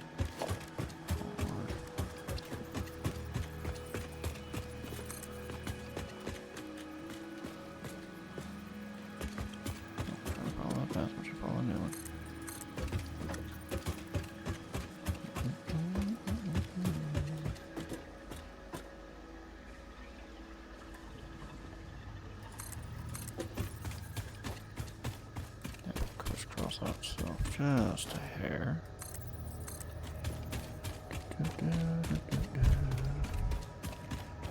That goes here. And go now. Go right here.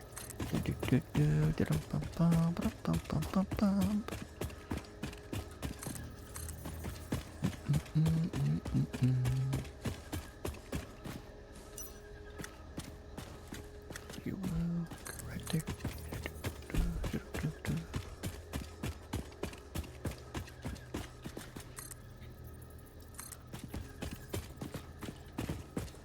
The pathfinding I thought was fine. It'd only be a gamble if you just were driving badly. So if you're going over rough terrain, it might be kind of hard to do proper pathfinding. I think you had to like make the path and then edit it later. Maybe you could build the points along the way if you had to. But it's something you could. It was a good idea of how to do it again. It's like it recorded where you drove. So it's something you have to be a little bit mindful of. Oh, this is like rough terrain, so it may or may not be able to handle it as well as me.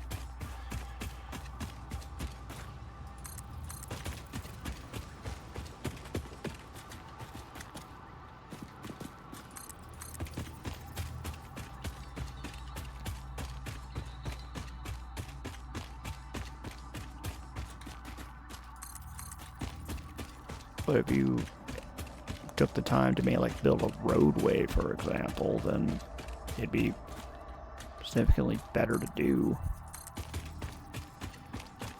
And it's always going to be better to have it trying to follow a roadway versus not trying to do vehicle routes at all.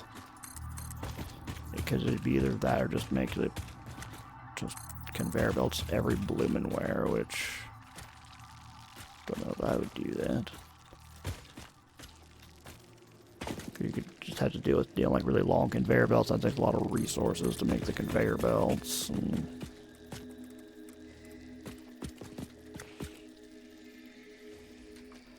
okay, that's a good one. Can we?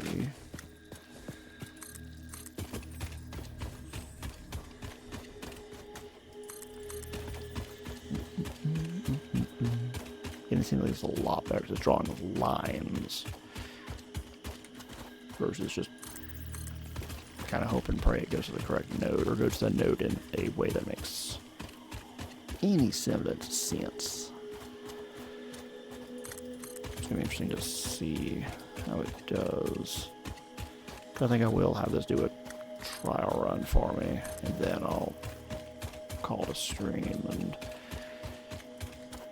I gotta figure out what I'm going to do for next stream.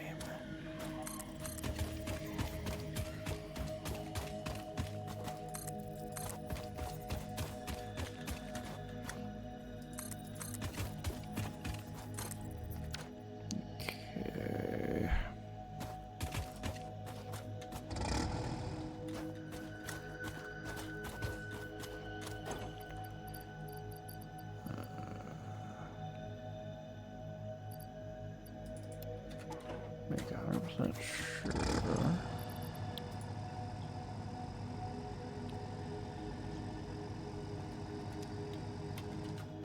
I thought I named my truck stations. Shoot, no, I named my truck stations. I'm not. I am doing a year hanging out.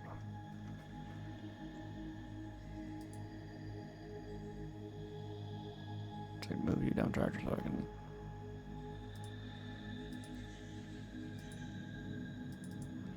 I get to go to it. Grumble, grumble.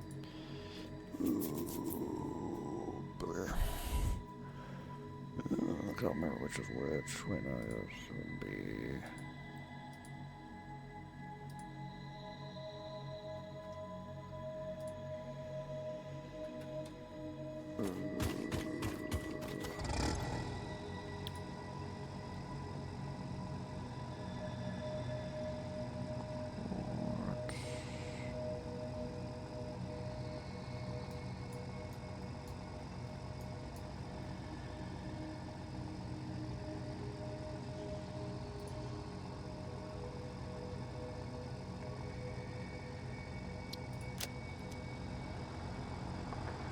Yeah, let's see if I got everything right.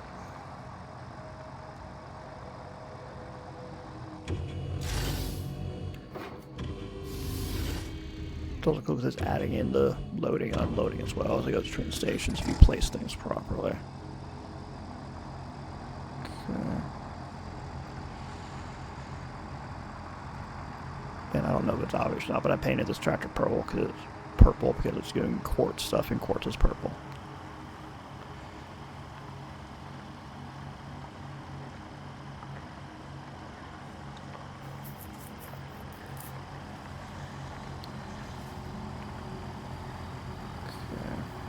Seems like somehow, some way, it's being made now to where this thing doesn't go full bore. It seems like it's not gonna. Because the problem you could probably have is it may have had some issues trying to like gun it over a hill. It really shouldn't be trying to gun it over a hill for.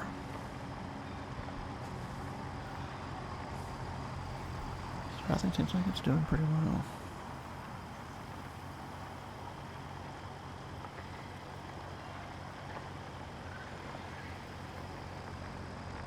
So this is driving. It's behaving.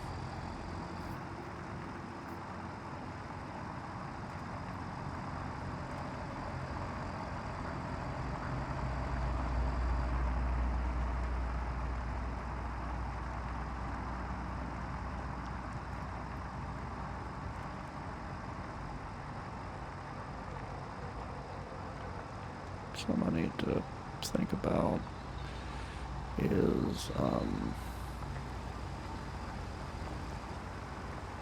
and so that might become a, and it's just my central source I keep coming up with is that if I can't handle what's going through there fast enough, again, it backs up. The big problem of that is, there's not going to be, may not be enough coal for vehicles. So it might be a thing like, we'll just let it handle the log jam, but if I'm not careful, part of that log jam will not be able to get any coal in there, and all the vehicles will stop running. So I'd have to go run around and refuel all of them to get them back up and running again.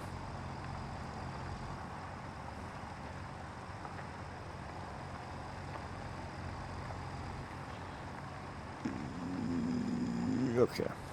Played a little closer to that one rock than I thought I had. So they've programmed this to drive. Somehow it's driving well. I'm not sure if that's like the programming thing, or I just so happen to like know how to place paths well enough. I was probably placing like some shorter paths, so it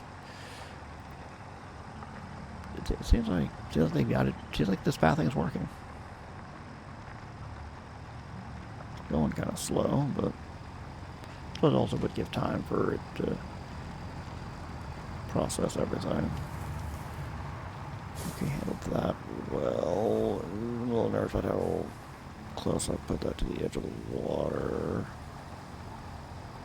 Okay, it's riding it.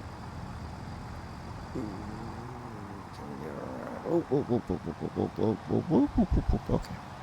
Okay, I went through that a little faster than I would have, but made it through. It made it through. Alright, why are we going so slow?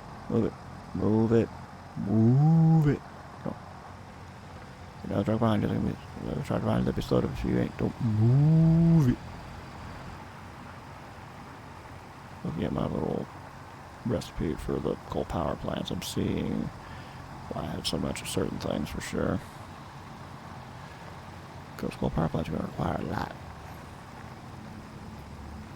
That's not even counting the concrete and steel plates I need for the.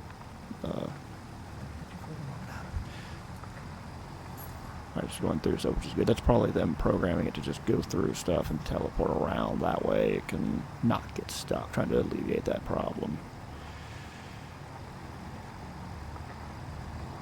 There's everywhere. They're everywhere.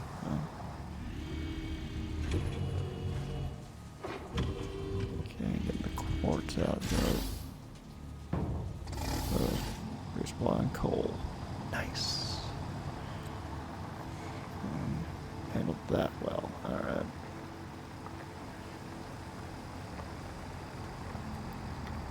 I want to see it get back to the quartz plant.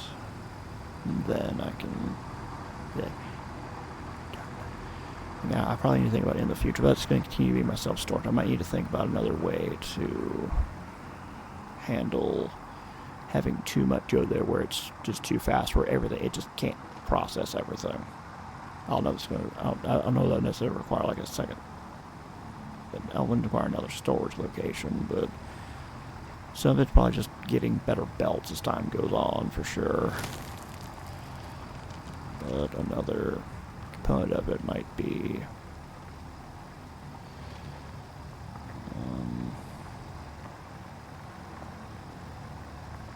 maybe having 2 truck stations and just have them merge at a certain point, maybe.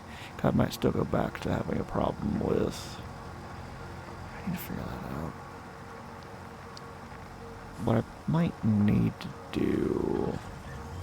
I need to think about it. Because what I'm thinking about doing is trying to have like a feedback line. It's like, hey, this didn't get processed the first time. Keep feeding back until everything's handled. And that might help. I think I might have problems. I bet too many things coming through is the problem. I think that's the problem. There's too many. If I start, I'm dumping stacks and stacks of quartz. When in the future, I'm not going to deal with stacks and stacks of quartz. I'm going to deal with even fewer. So.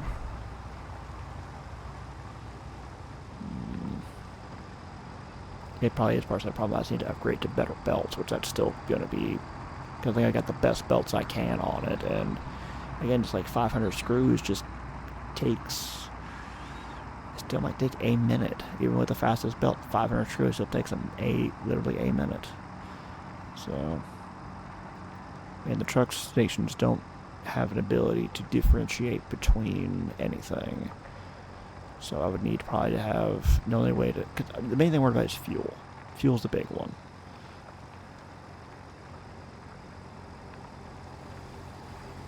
I'll make sure it has fuel. So I'd either need to have a truck line that's just about getting coal everywhere.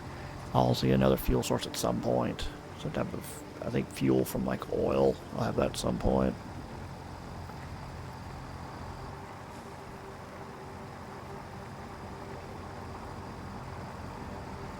So maybe that would, at a certain point, alleviate my problems. Because I'm going to have to, I didn't show you the oil production. There's not that oil production at the moment, but maybe that could be something where just I have it like drop off fuel from one place and then have that feed into the fuel ports at the truck stations.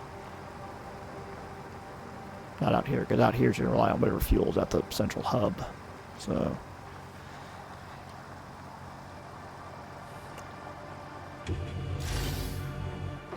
Actually, I want to see this. That'll be fine. It made it here with under 50 fuel, so we can do the route. Okay.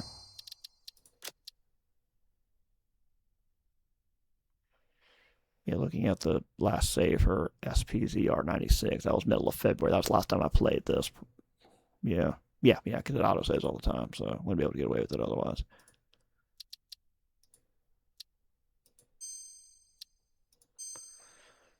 Okay. Okay, yeah, I'm gonna hop off now and go make dinner and watch Collision. Yeah, I should be streaming same time tomorrow. I might even be crazy to the Helldivers tonight. We'll see. Now that I can run so well.